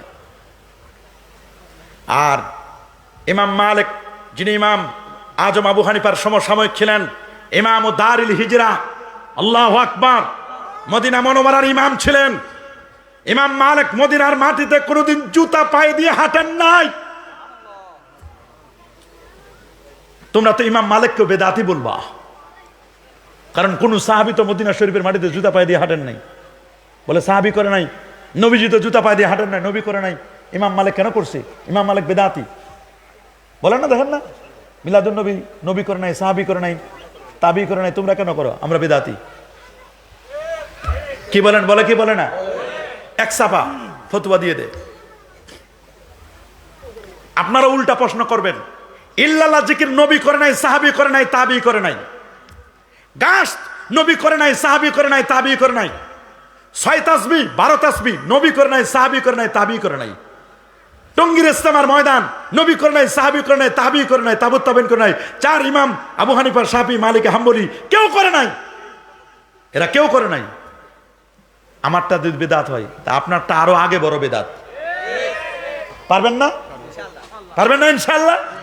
আপনাকে যখন এগুলো বলবে সহিহ সরি দলিল দেন, আপনিও তখন দলিল চাইবেন। আপনি যে মার্কায় নির্বাচন করবেন, ওই মার্কাটার দলিল দেন। কোন সাহাবী এই মার্কায় দাঁড়াইছে? পারবেন না? যেটা দিয়ে বাতাস করেন, এই বাতাসওয়ালা মার্কার দলিলটা দিয়ে যান। কোন সাহাবী মার্কায় দাঁড়াইছে? কোন তাবি দাঁড়াইছে? 4 ইমামের কোন ইমাম সর্বপ্রথম নির্বাচন করছে? পারবেন না দলিলটা দিয়ে? তখন দেখবে মৌলবি বোবা হয়ে যাবে। কি হয়ে যাবে? বোবা মৌলবি হয়ে যাবে। এত সোজা। ইমাম মালিক যিনি বলে দিয়েছেন মান তাফাক্কাহা ওয়া লাম ইয়াতাসাওয়াব, যে ইলমে ফিকহ শিখলো ইলমে তাসাউফ শিখলো না, ফাকাত তাফাসসাকা, ওকে ফতোয়া দিয়ে দাও, ওই লোকটা ফাসিক। ওই লোকটা কি? ফাসিক। ওয়া মান তাসাওয়াফা, আর যে ইলমে মারিফত শিখলো তাসাউফ শিখলো ওয়া লাম ইয়াতাফাক্কা, ইলমে ফিকহ শিখে নাই, ফাকাত তাজান্দাকা, ওই লোকটাকে বলে দাও তুমি হলা জিন্দেক। ওমান জামা বাইনাহুমা ফাকাত তাহাক্কাকা, শরীয়ত শিখলো মারিফত শিখলো, ওই লোকটা হলো হক্কানি আলিম। আল্লাহু আকবার বলেন। এই লোকটি হক্কানি আলিম। ইমাম মালিক দোতলা বিল্ডিং এ কখনো উঠেন নাই।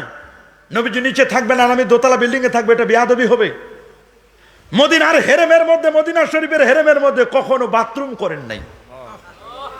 ইস্তেঞ্জার চাপ ধরছে, হেরেমের বাহিরে গেছেন, এক পা হেরেমের ভিতরে আর এক পা হেরেমের বাহিরে, বাথরুম সারে তাড়াতাড়ি উজু করে পাক সাফ হয়ে হেরেমের ভিতরে ঢুকছেন, না জানি হেরেমের বাহিরে তার মৃত্যু হয়ে যায়। তার বড় আশা, রসুল যে বলেছেন মান আরাদা ইয়ামুতা বিল মাদিনাতে, যে ব্যক্তি মদিনা শরীফে হারামাইনে মরতে চায় সেজন্য মদিনা শরীফে মরে, ওনার ইচ্ছা আমি মদিনা শরীফে মরব।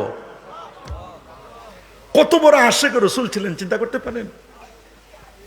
ওনার কাছে যদি কেউ ইলমে ফিকহ শিখতে চাইতো, মাসলা মাসাইল শিখতে চাইতো, তিনি সাথে সাথে মাসআলা মাসাইল বলে দিতেন। যদি কেউ বলতো ইমাম মালিক বসা, যদি বলতো ওনার দরজায় এসে যদি সালাম করত, খাদেমাকে পাঠাই দিতেন, জারিয়াটাকে পাঠাই দিতেন, ছোট্ট মেয়েটাকে, তাকে কুশল বিনিময় করার পরে জিজ্ঞেস করতেন আপনি কি শুনতে চান। যদি তিনি ফিকহ শুনতে চাইতেন, ফিকহর মাসালা বলে দিতেন। যদি বলতেন না আমি ফিকহ শুনবো না, আমি আল্লাহ নবীর জবান মোবারকের মুখ নিঃসৃত বাণী থেকে একটা হাদিস আমি শুনতে চাই, তখন ওই মুহূর্তে তিনি হাদিসগুলো শোনায় দেওয়ার সময় তিনি বলতেন হাদিস যদি শুনতে চাও তাহলে একটু অপেক্ষা করো। খাদেমকে বলে দিতেন খাদেম যাও, সুন্দর করে বিছানা বিছাও, নতুন বিছানা বিছাও, তাবাক্খারা ওয়া তাআত্তারা, আগরবাতি জ্বালায় দাও, আতর ছিটায় দাও। উনি সুন্দর করে গোসল করে আসতেন, নতুন পোশাক পরতেন, জাঁকজমকপূর্ণ পোশাক, উঁচু জায়গা আসন পাতা হতো, আসনে বসে অত্যন্ত আদবের সাথে তিনি আল্লাহর হাবিবের হাদিস মুবারাকা তেলাওয়াত করতেন। এই ছিল হাদিস মুবারাকা তেলাওয়াতের তার ভঙ্গি। কি আদব দেখাতেন হাদিসের প্রতি। আল্লাহ নবীর হাদিস মুবারাকার প্রতি যদি এই আদব হতো, নবীজির প্রতি কেমন আদব ছিল তার, তাহলে আপনি ইমাম মালিককে কেমনে বাদ দিবেন। তবে ইমাম মালিককে একবার 36টা প্রশ্ন করা হয়েছে, মাত্র 6টা প্রশ্নের উত্তর দিলেন, আর 30টা প্রশ্নের ব্যাপারে বলেন লা আদরি লা আদরি, আমি জানি না। আমাদেরকে মাসালা জিজ্ঞেস করলেই তো আমরা উত্তর দেই, কিন্তু ইমাম মালিক বলেন আমি জানি না, জানি না, জানি না। না জানা এটা কোনো অপরাধ নয়, না জানা অপরাধ নয়, সবাই সব জিনিস জানবে না, আমরা পারি আর না পারি। এজন্য বাবা আকীদা ফালাম সূরাত মুহাম্মদ 19 নম্বরে আল্লাহ রাব্বুল আলামিন জানান দিচ্ছেন ফালাম, তুমি জানো আন্নাহু লা ইলাহা ইল্লাল্লাহ, তুমি জানো আল্লাহ করার আগে আপনাকে ইলম অর্জন করতে হবে। উনি বলছেন কোন ইলম? উনি এই বাপটা আনার পরে উনি সূরাত মুহাম্মদের 19 নম্বর আয়াতে নিয়ে জানান দিচ্ছেন ফালাম আন্নাহু লা ইলাহা ইল্লাল্লাহ, আকীদার ইলম অর্জন করা এটা হলো ফরজ। আল্লাহু আকবার বলেন। আকীদার ইলম এটা প্রথম শিক্ষণীয় ফরজ। ছোট্ট ছোট্ট সোনামণি ও যখন কথা বলতে শিখবে, ইজা আফসাহা আওলাদুকুম ফাআল্লিমুহুম আওয়ালান লা ইলাহা ইল্লাল্লাহ, কথা যখন বলতে শিখবে তখন তাকে তালিম দিবে। প্রথম তালিম হলো তাওহীদের ইলম, তারপর রিসালাতের ইলম। তাওহীদ এবং রিসালাত দুটো মিলেই হচ্ছে ঈমান। বলেন দুটো মিলে কি? ঈমান। আরো জোরে বলেন দুটো মিলে কি? ঈমান। ঈমান দুটো মিলে হচ্ছে ঈমান। আকীদাটা কেমন? আকীদাটা কেমন? আকীদা এমন গভীর জিনিস রে বাবা। আকীদা বুঝাতে গিয়ে নূর নবী, আলোকিত নবী, হক আকীদাটা বোঝানোর জন্য আল্লাহ নবী একবার আব্দুল্লাহ ইবনে মাসউদকে বলে আব্দুল্লাহ আমার হাতে একটি লাঠি দিয়ে দাও। আব্দুল্লাহ ইবনে মাসউদ রাদিয়াল্লাহু তাআলা নবীজির হাতে একটি লাঠি মোবারক, আসা মোবারক দিয়ে দিলেন। দেওয়ার পরে বললেন হুজুর কি করবেন লাঠি দিয়ে? আল্লাহ নবী বললেন আমি তোমাদেরকে সঠিক আকীদা শিক্ষা দিতে চাই, যে আকীদা তোমাদেরকে নাজাত দিবে, মুক্তি দিবে। তাওহীদ এবং রিসালাত নবীজি শিক্ষা দিচ্ছেন, থিওরিক্যাল নয় বাট প্র্যাকটিক্যাল আল্লাহ নবী দেখাই দিতে চাচ্ছেন।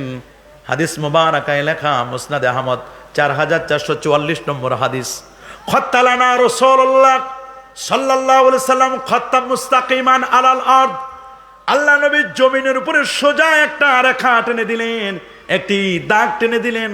দাগটা টানার পরে বললেন হাজা সাবিলুল্লাহ, এটি আল্লাহর পথ, সাবিলুর রুশদে সিরাতুম মুস্তাকিম, এটার নামই হচ্ছে সিরাতে মুস্তাকিম। আল্লাহু আকবার। আজকে নুরুল আনওয়ারে পড়ালাম আশারে আলাম সিরাতে মুস্তাকিম হচ্ছে, এটি হলো মহাসড়ক, ইয়াসলুকুহু কুল্লু ওয়াহিদ, প্রত্যেকেই সড়কের মধ্যে চলতে পারেন, মিন গাইরি ইলতিফাত, নজর করা ব্যক্তিতে, ইলা শেবিল ইয়ামিন ওয়া শিমাল, ডানে আর বামে তাকানো ব্যতিরেকে সবাই চলতে পারেন। এটা বাইনালে ফরাত ওয়া তাফরিদ, না চরম বাড়াবাড়ি না চরম শিথিলতা। সিরাতে মুস্তাকিমের মধ্যে বাড়াবাড়িও নাই, শিথিলতা নয়। এটা সাদিকুন আলা শরিয়তে মুহাম্মাদিন সাল্লাল্লাহু আলাইহি সাল্লাম, আল্লাহ নবীর শরীয়তের উপর এটা প্রযোজ্য। নবীর শরীয়তে কোনো বাড়াবাড়িও নাই, আবার সারাসারিও নাই। আমাদের ইসলামী শরীয়তে আহলে সুন্নাহ ওয়াল জামার আকীদার মধ্যে কোনো বাড়াবাড়ি সারাসারি আছে নাকি?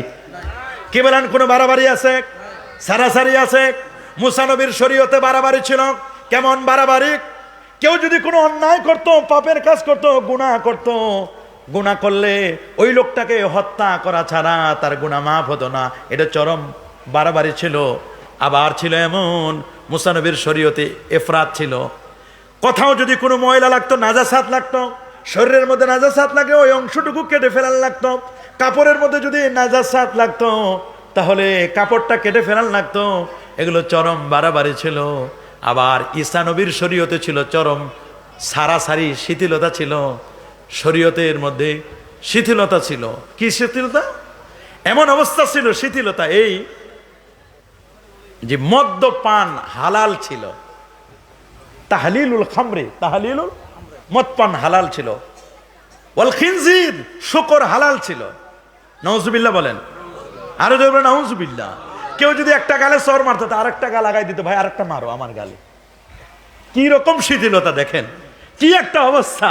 কিন্তু আল্লাহ নবীর শরিয়ত, শরিয়তে মুহাম্মদী যেটা যেটা আকীদাতু আহলিস সুন্নাহ ওয়াল জামাআহ, এটার মধ্যে না আছে বাড়াবাড়ি না আছে সারাসারি, বরং এটা মুতাওয়াসসিতাতুন বাইনাল ইফরাত ওয়াত তাফরিদ, বাইনাত তাশবিহ ওয়াত তাতিল। আমরা মুশাব্বিহা নয়, আমরা মুআত্তিলা নয়, আমরা মুজাসসিমা নয়, আমরা ওয়াহাবি নয়, আমরা খারিজি নয়, আমরা রাফিজি নয়। আমাদের পরিচয় আমরা আকীদা আহলে সুন্নাহ ওয়াল জামাআহ। বলেন, আমরা আকীদা আহলে সুন্নাহ ওয়াল জামাআহ। রাসূলুল্লাহ বলেন এটার নাম সিরাতে মুস্তাকিম, সোজা রেখা। এই সোজা রেখাটার ডানে তিনটা, বামে তিনটা, তিনটা তিনটা করে ছয়টা আঁকা বাঁকা বক্র রেখা টেনে দিলেন, বক্র পথ অঙ্কন করলেন। কয়টা? ডানে তিনটা, কয়টা হলো মোট? ছয়টা। প্রত্যেকটি পথের মাথায় 12টি করে দল আছে। 6 12 কত হয়? 72। আর সোজা একটা, এটা হলো 73টা। এই মিলে কয়টা? 73টা। আল্লাহ নবী তিনি হাদিসে যেমন বলছেন, কোরআনুল কারিমে সূরাতুল আনাম 153 নম্বর আয়াতে বলা হয়েছে, ওয়া আন্না হাদা সিরাতি মুস্তাকিমা ফাত্তাবিউ ওয়া লা তাত্তাবিউস সুবুলা ফাতাফাররাকা বিকুম আন সাবিলি যালিকুম আসাকুম বিহি লাআল্লাকুম তাত্তাকুন। আল্লাহু আকবার বলেন। ওয়া আলাল্লাহি কাসদুস সাবিল, আল্লাহর তো দায়িত্ব। আল্লাহ পাক রব্বুল আলামিন চান, ওয়া আলাল্লাহি কাসদুস সাবিল, আল্লাহ চান যে মানুষদেরকে সঠিক পথ দেখাই দিবেন। সুবহানাল্লাহ বলেন। ওয়া আলাল্লাহি কাসদুস সাবিল, ওয়া আলাল্লাহি কাসদুস, সোজা পথ, এটি দেখাই দেওয়ার দায়িত্ব কার? আর আমরা তো আল্লাহর কাছে বলিও যে আল্লাহ আপনি আমাদেরকে সোজা পথ দেখান, ইহদিনাস সিরাতাল মুস্তাকিম। 32 বার বলি, একবার নয়, দুবার নয়। ফজর থেকে এশা পর্যন্ত 5 ওয়াক্ত নামাজে কয়বার? ফজরের নামাজে আমরা বলি আলহামদুলিল্লাহি রাব্বিল আলামিন, বলি কি না? সূরা ফাতিহার মধ্যে বলি না আলহামদুলিল্লাহি রাব্বিল আলামিন আর রহমানির রহিম মালিকি ইয়াউমিদ্দিন, বলি না? ইয়াকা না'বুদু ওয়া ইয়াকা নাস্তাঈন ইহদিনাস সিরাতাল মুস্তাকিম, বলি কি না? আল্লাহ আপনি আমাদেরকে সহজ সরল সঠিক পথে পরিচালিত করুন। সরল ও সঠিক পূর্ণ পন্থা মদের দাও গো বলি, চালাও সে পথে যে পথে তোমার প্রিয়জন গেছেন চলি। আমরা কি সঠিক পথে চলতে চাই? এটা তো আল্লাহর কাছে বলি, 32 বার বলি আমরা। সারাদিনে কমপক্ষে কয়বার? যারা নামাজি আর যারা নামাজ পড়ে না তারা তো একবারও বলা লাগে না। আমরা যারা নামাজ পড়ি কমপক্ষে কতবার? ফজরে বলি 4 বার, ফজরে কয়বার? 2 রাকাত সুন্নতে 2 বার, 2 রাকাত ফরজে 2 বার, 2 2 কত? জোহরে 4 রাকাত সুন্নত, 4 রাকাত ফরজ, 2 রাকাত সুন্নত, 10 বার। 10 আর 4 10 আর 4 12 হয় কেন? 14 বার। 10 আর 4 কত? 14 বার। আসরের নামাজে 4 বার। এমন কোন রাকাত আছে নাকি সূরা ফাতিহা বাদ দেওয়া যাবে? তো 14 আর 4 কত? মাগরিবের নামাজের 3 রাকাত ফরজ, 2 রাকাত সুন্নত, কত হলো? 18 আর 5 কত? এই তো 18 আর 5 কত? 23। এশার নামাজের 4 রাকাত ফরজে 4 বার, 23 আর 4 কত? 27। 2 রাকাত সুন্নত পড়ি না, কত হলো? 29। আর শেষে 3 রাকাত বিতির, কত হলো? এই 32 বার আল্লাহর কাছে ইহদিনাস সিরাতাল মুস্তাকিম চাই। সুবহানাল্লাহ বলেন। আর এটা আল্লাহর নবী এই আকীদাটা প্র্যাকটিক্যাল নবীজি দেখাই দিচ্ছেন। আল্লাহু আকবার। নবীজি এবার বললেন 3 6টি বক্রপথ, প্রত্যেকটি পথের মাথায় 12টি করে দল, 6 12 72 আর সোজা একটা মিলে হলো 73টা। আল্লাহ নবী জামে তিরমিজি 2641 নম্বর হাদিস, আব্দুল্লাহ ইবনে আমর থেকে হাদিসটি বর্ণিত। আল্লাহর হাবিব বলেন, ইন্না বানি ইসরাঈলা তাফাররাকাত আলা সিনতাইনি ওয়া সাবিনা মিল্লাহ। ওরে বনু ইসরাইল ইহুদিরা 71টি দলে, মুসা নবীর উম্মত 71 দলে বিভক্ত হয়েছিল। কয় দলে? খ্রিস্টানরা মুসা নবীর উম্মত হলো ইহুদি, ঈসা নবীর উম্মত হলো খ্রিস্টানরা। এরা বিভক্ত হয়েছিল 72টি ফরকায়। সাতাফতারিকু উম্মতি আলা সালাসি ওয়া সাবিনা মিল্লাহ। আমার উম্মত বিভক্ত হবে 73টি দলে, কুল্লুহুম ফিন্নার ইল্লা মিল্লাতান ওয়াহিদা। 73টি দলের 72 দলের ঠিকানা হলো জাহান্নাম, একটি মাত্র দলের ঠিকানা হলো আল্লাহ পাকের জান্নাত। আল্লাহু আকবার বলেন। মা আনা আলাইহি ওয়া আসহাবি। সাহাবায়ে কেরাম জিজ্ঞেস করলো, হুজুর এরা কারা? নবীজি বলেন, মা আনা আলাইহি। মা আনা আলাইহি মানে আহলে সুন্নাহ। মা আনা আলাইহি মানে কি? ওয়া আসহাবি মানে জামাআতুম মিনাস সাহাবা। সুবহানাল্লাহ বলেন। হাদিসের অর্থই হলো আহলে সুন্নাহ ওয়াল জামাআহ। মা আনা আলাইহি ওয়া আসহাবি মানেই হলো আহলে সুন্নাহ ওয়াল জামাআহ। এটা আমি বলে নাই, আল্লামা মোল্লা আলী কারি আল হানাফি রাহিমাহুল বারি তিনি স্পষ্ট করে বলে দিয়েছেন, লা শাক্কা ওয়ালা রাইবা ওয়ালা শুবহা আন্নাহুম আহলুস সুন্নাহ ওয়াল জামাআহ। কোনো সন্দেহ নাই, কঠিন কিয়ামতের ময়দানে নাজাতপ্রাপ্ত যে দলটি, এই দলটির নাম আহলুস সুন্নাহ ওয়াল জামাআহ দল। এটার মধ্যে বাড়াবাড়ি নাই, কবিরা না বলেন না, এগুলো কবিরা গুনাহ আছে। কেউ 70টির কথা বলছেন, ইজতানিবু আনিস সাবিল মুবিকাত, 60টির কথা বলছেন, 70টির কথা বলছেন, কেউ আরো বেশি বাড়াই বলছেন। কেউ যদি কবিরা গুনাহ করে তাহলে মুতাজিলারা বলেন লোকটা মুমিনও না আবার কাফেরও না। বলেন না, মুমিনও না। জিজ্ঞেস করে তারা কি বলে? উনি হ্যাং হয়ে থাকবে। কি হয়ে থাকবে? হ্যাং ওয়াকফ। মানজিলাতুম বাইনাল মানজিলা, 2 মঞ্জিলার 2 মর্যাদার মাঝখানে থাকবে। মুমিনও না কাফেরও না, মাঝখানে কি স্টপ হয়ে থাকবে, হ্যাং। এটা আকীদা। কি নাম? আমার সাবজেক্ট দিয়েছেন যেহেতু আকীদা, আমি তো আকীদার ভাষা বুঝাবো। কারণ এটার আকীদার নাম হলো আল মানজিলাতু বাইনাল মানজিলাতাইন, 2 মানজিলার মাঝখানে যেটা, মানে ইমানদারও না কাফেরও নয়। কার কথা এটা? মুতাজিলাদের আকীদা। কাদের? এখন আসেন খারিজিদের কাছে। কার কাছে?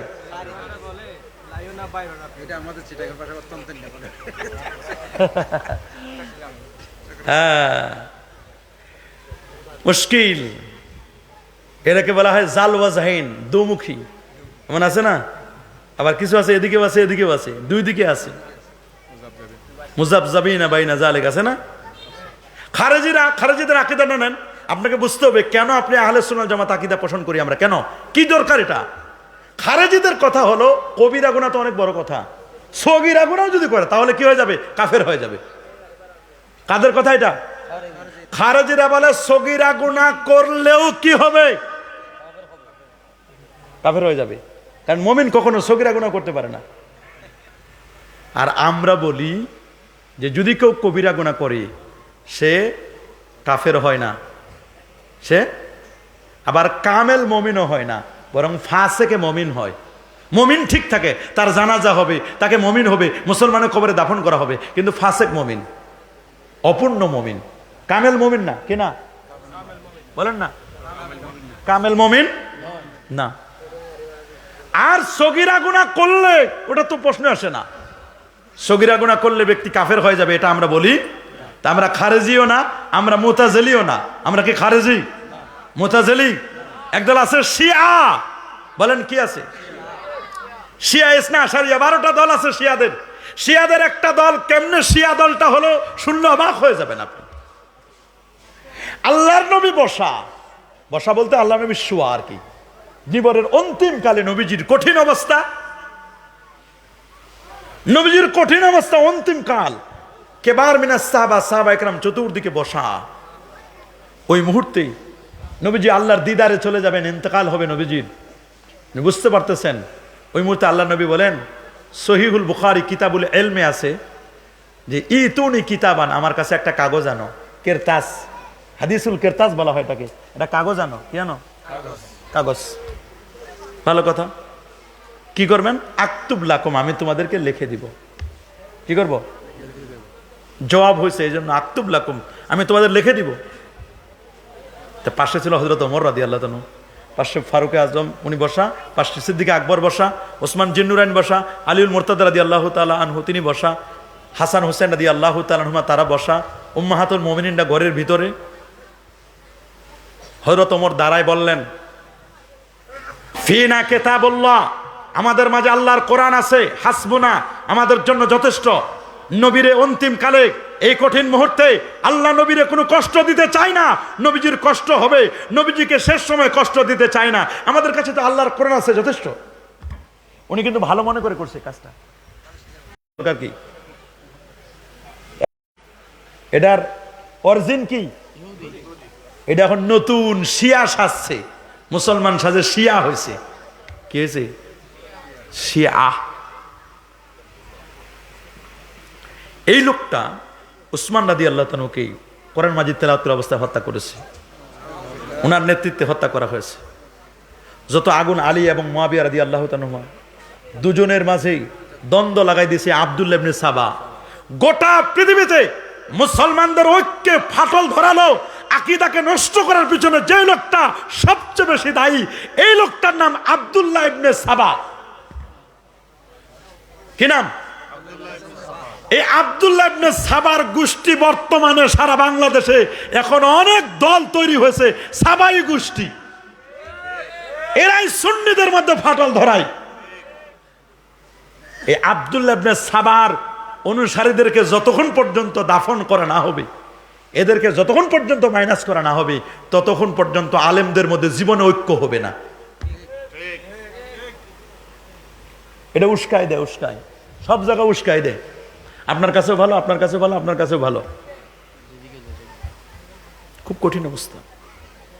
আলী রাদিয়াল্লাহু তাআলা, উসমান রাদিয়াল্লাহু তাআলা যখন ইন্তেকাল করলেন, আলীউল মুরতাদা রাদিয়াল্লাহু তাআলার কাছে আসে বলে, আপনার মতো যোগ্য লোক আর কেউ নাই, আপনি নবীর খলিফা, মানে পরবর্তীতে খলিফা হবেন আপনি।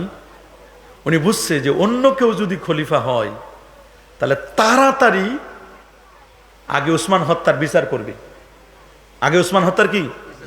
আর আলী রাদিয়াল্লাহু সূক্ষ্ম বুদ্ধি আছে, উনি এগুলো বিচার বিশ্লেষণ করে অনেক পরে বিচার করবে। পরে বিচার করলে আমরা ফাঁকে আমরা অনেক কাজ করতে পারবো।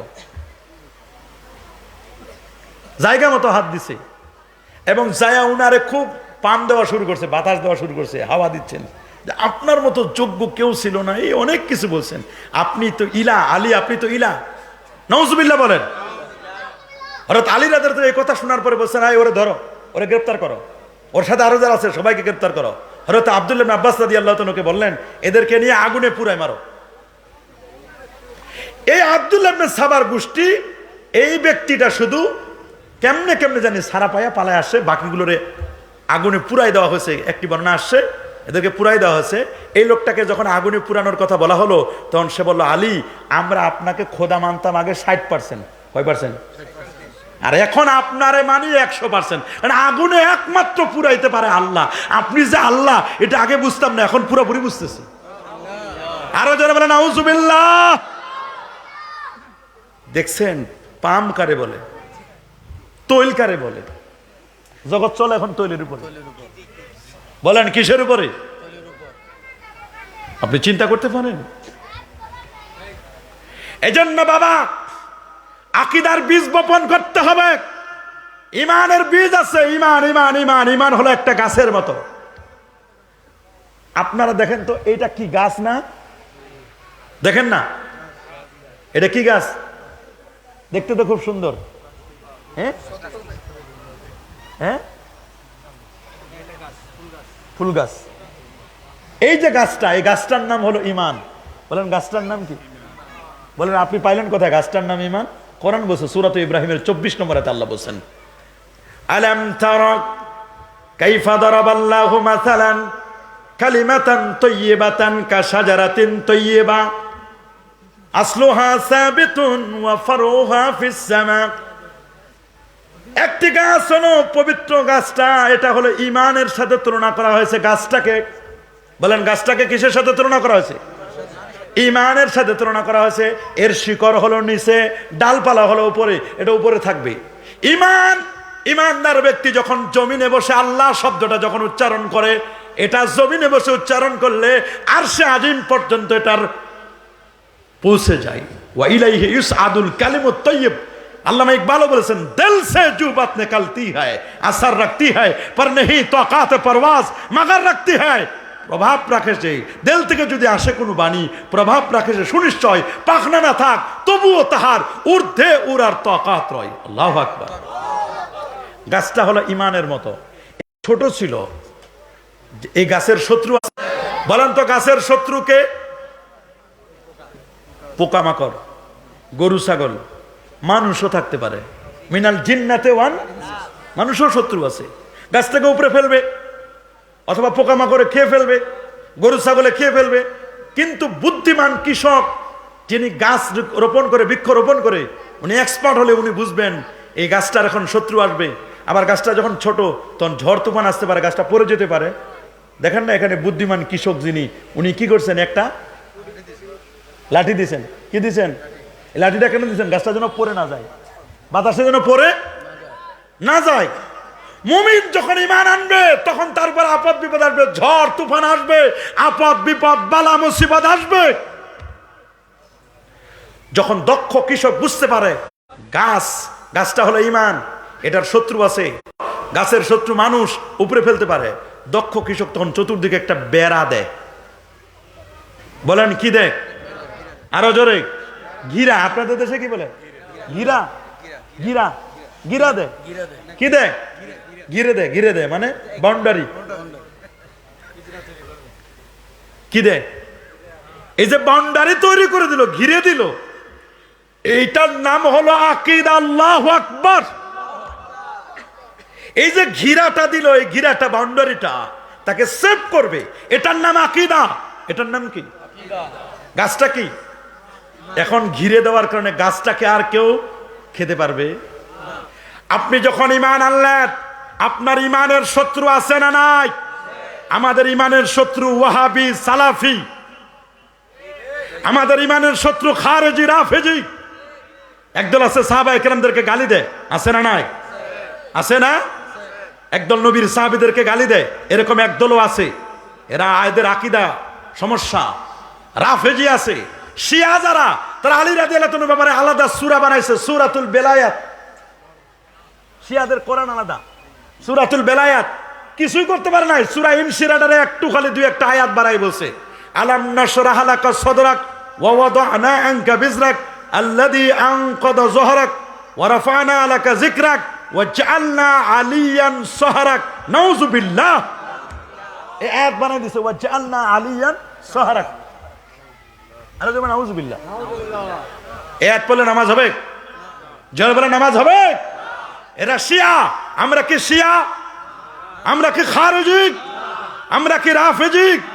আমরা কি কাদারিয়া যারা তাকদীরকে অস্বীকার করে? মাবাদ আল জুহানি, মুজাসসিমা যারা আল্লাহর আমাদের হাতের মতো আল্লাহর হাত মনে করে, আমাদের চোখের মতো আল্লাহর চোখ মনে করে, আমাদের এরকম অঙ্গ প্রত্যঙ্গের মতো আল্লাহ পাকের অঙ্গ প্রত্যঙ্গ দ্বারা দাবি করে। এরা হলো মুজাসসিমা, এরা আল্লাহর জিসম সাব্যস্ত করে। মুশাব্বিহা, আল্লাহ পাকের জাত এবং সিফাতের সাথে মিলাই দেয়, কয় আল্লাহ আল্লাহর জাত সিফাতের সাথে মিলাই দেয়। যেমন আরশটা আল্লাহ পাকের সিফাত, আরশটা সিফাত বলে আল্লাহ পাকের মাখলুক, আরশটা হলো আল্লাহর মাখলুক। ওরা এমন হুলুলি আকীদা, বট গাছের ভিতরে যেমন ভগবান ঢুকছে এই আকীদা পোষণ করে, ওরা মনে করে আরশের ভিতরে আল্লাহ ঢুকে গেছেন। নাউজুবিল্লাহ, মাযাল্লাহ। এই আকীদা পোষণ করা হিন্দুদের হুলুলি আকীদা। বট গাছের ভিতরে ভগবান ঢুকা যে আকীদা, আরশের ভিতরে আল্লাহরে ঢুকাই দেওয়া, কোন খালেককে মাখলুকের ভিতরে প্রবেশ করানো, এটা কুফরি আকীদা। এগুলো বুঝে না অনেকে। এগুলো কি আকীদা? জোরে বলেন, এগুলো কি আকীদা? সাহাবায়ে কেরামদেরকে গালি দেওয়া যাবে? যাবে যাবে যাবে? আল্লাহ আল্লাহ ফি আসহাবি লা বুগযে আবগাযহুম ওয়া খায়রু উম্মতি কারনি সুম্মাল্লাযিনা ইয়ালুনহুম সুম্মাল্লাযিনা ইয়ালুনহুম। সাবধান, আল্লাহকে ভয় করো, আল্লাহকে ভয় করো। আমার সাহাবীদেরকে গালি দিবে না। সাহাবায়ে কেরাম সত্য ন্যায়ের মাপকাঠি। সাহাবায়ে কেরামকে অনেকেই মেয়ারে হক মানতে চায় না। লা তাসুব্বু আসহাবি, সাহাবীদেরকে গালি দিও না। সাহাবায়ে কেরামের সমালোচনা করা যাবে না। আসহাবি কান নুজুম, আমার সাহাবীরা আকাশের স্টার, আকাশের তারকা। ফাবি আইয়িহিম ইক্তাদাইতুম ইহতাদাইতুম, তাদের যে কাউকে অনুসরণ করবে নাজাত পাবে, মুক্তি পাবে। আমরা কখনো সাহাবায়ে কেরামদেরকে গালি দেব না। একদল বের হয়েছে, হযরত আমির মুয়াবিয়া কাতেবে ওয়াহি, আমির মুয়াবিয়া রাদিয়াল্লাহু তাআলা আনহুকে গালি দেয়। রাসূলুল্লাহ যার জন্য দোয়া করেছেন, রাসূলের শরফ আমির মুয়াবিয়া, আল্লাহুম্মা ফাক্কিহু ফিদ্দিন, আল্লাহ তাকে দ্বীনের ফকিহ বানাও। ওয়া আল্লিমহুল কিতাব, আবার ওয়া ফাক্কিহু ফিদ্দিন ওয়া আল্লিমহুল হিসাব, আল্লাহ তাআলা তুমি তাকে অঙ্ক শাস্ত্রের জ্ঞানী বানাও। রাসূলুল্লাহর দোয়া আছে, সুবহানাল্লাহ বলেন। আমিরে মুয়াবিয়া রাদিয়াল্লাহু তাআলাকে অনেকেই কাফের পর্যন্ত বলে, আমিরে মুয়াবিয়াকে বাগী বলে। নাউজুবিল্লাহ। এই রকম কুলাঙ্গারও জমিনে আছে না নাই? আমি শুনেছি। এগুলো শোনার পর আমার কলিজা ছিঁড়ে যায়। কেমনে রাসূলুল্লাহর সাহাবী কাতেবে ওয়াহিকে, মানে এই শব্দগুলো বলে, এটা আমার মুখের জবানে বলতে আমার কষ্ট হচ্ছে। তারপরে আকীদা বোঝানোর জন্য বলছি। এরকম শিয়া আছে না নাই? শিয়াদের থেকে সাবধান, খারিজিদের থেকে সাবধান। খারিজিরা আলী রাদিয়াল্লাহু তাআলাকে সহ্য করতে পারে না। আলী রাদিয়াল্লাহুকে মেরেছে কে? নাম কি? আব্দুর রহমান ইবনে মুলজিম। দেখছেন নামটা কত সুন্দর, বলেন না নামটা কি? বাংলা ভাইয়ের দল আছিল না এরকম, বম্বিং করতো, মারতে পারলেই শহীদ, মরলেই শহীদ, বাঁচলে গাজী। মরলে শহীদ, বাঁচলে গাজী। এই আব্দুর রহমান ইবনে মুলজিমকে যখন ধরা হলো, ধরার পরেই ওর হাত কাটা হলো, বলে কোনো আপত্তি নেই, কাটো। পা কাটা হলো, বলে কাটো, কোনো আপত্তি নেই। দু হাত কাটা হয়েছে, পা কাটা হয়েছে, বলে তোমার এবার জিব্বাটা কাটবো। বলে জিব্বাটা কাটবা, আমার কষ্ট হবে। বলে কেন? ওই জিব্বাটা দিয়ে আমি আল্লাহ পাকের জিকির করি। আমল দেখেন, আপনারা তো আমল দেখে ভুলে যান। পাগড়ি, পটকা, আবা, কাবা, জুব্বা, দাড়ি দেখে মনে করছে বাপরে বাপ, একেবারে আল্লামাতুদ্দাহার। এই মাত্র মনে হয় চলে আসলো, মনে হয় গাউসুল আজম। এটা দেখে ভুলে যাবেন না।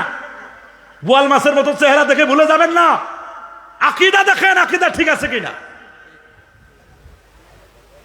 কণ্ঠ শুনে ভুলে যাবেন না, ওয়াজ শুনে ভুলে যাবেন না।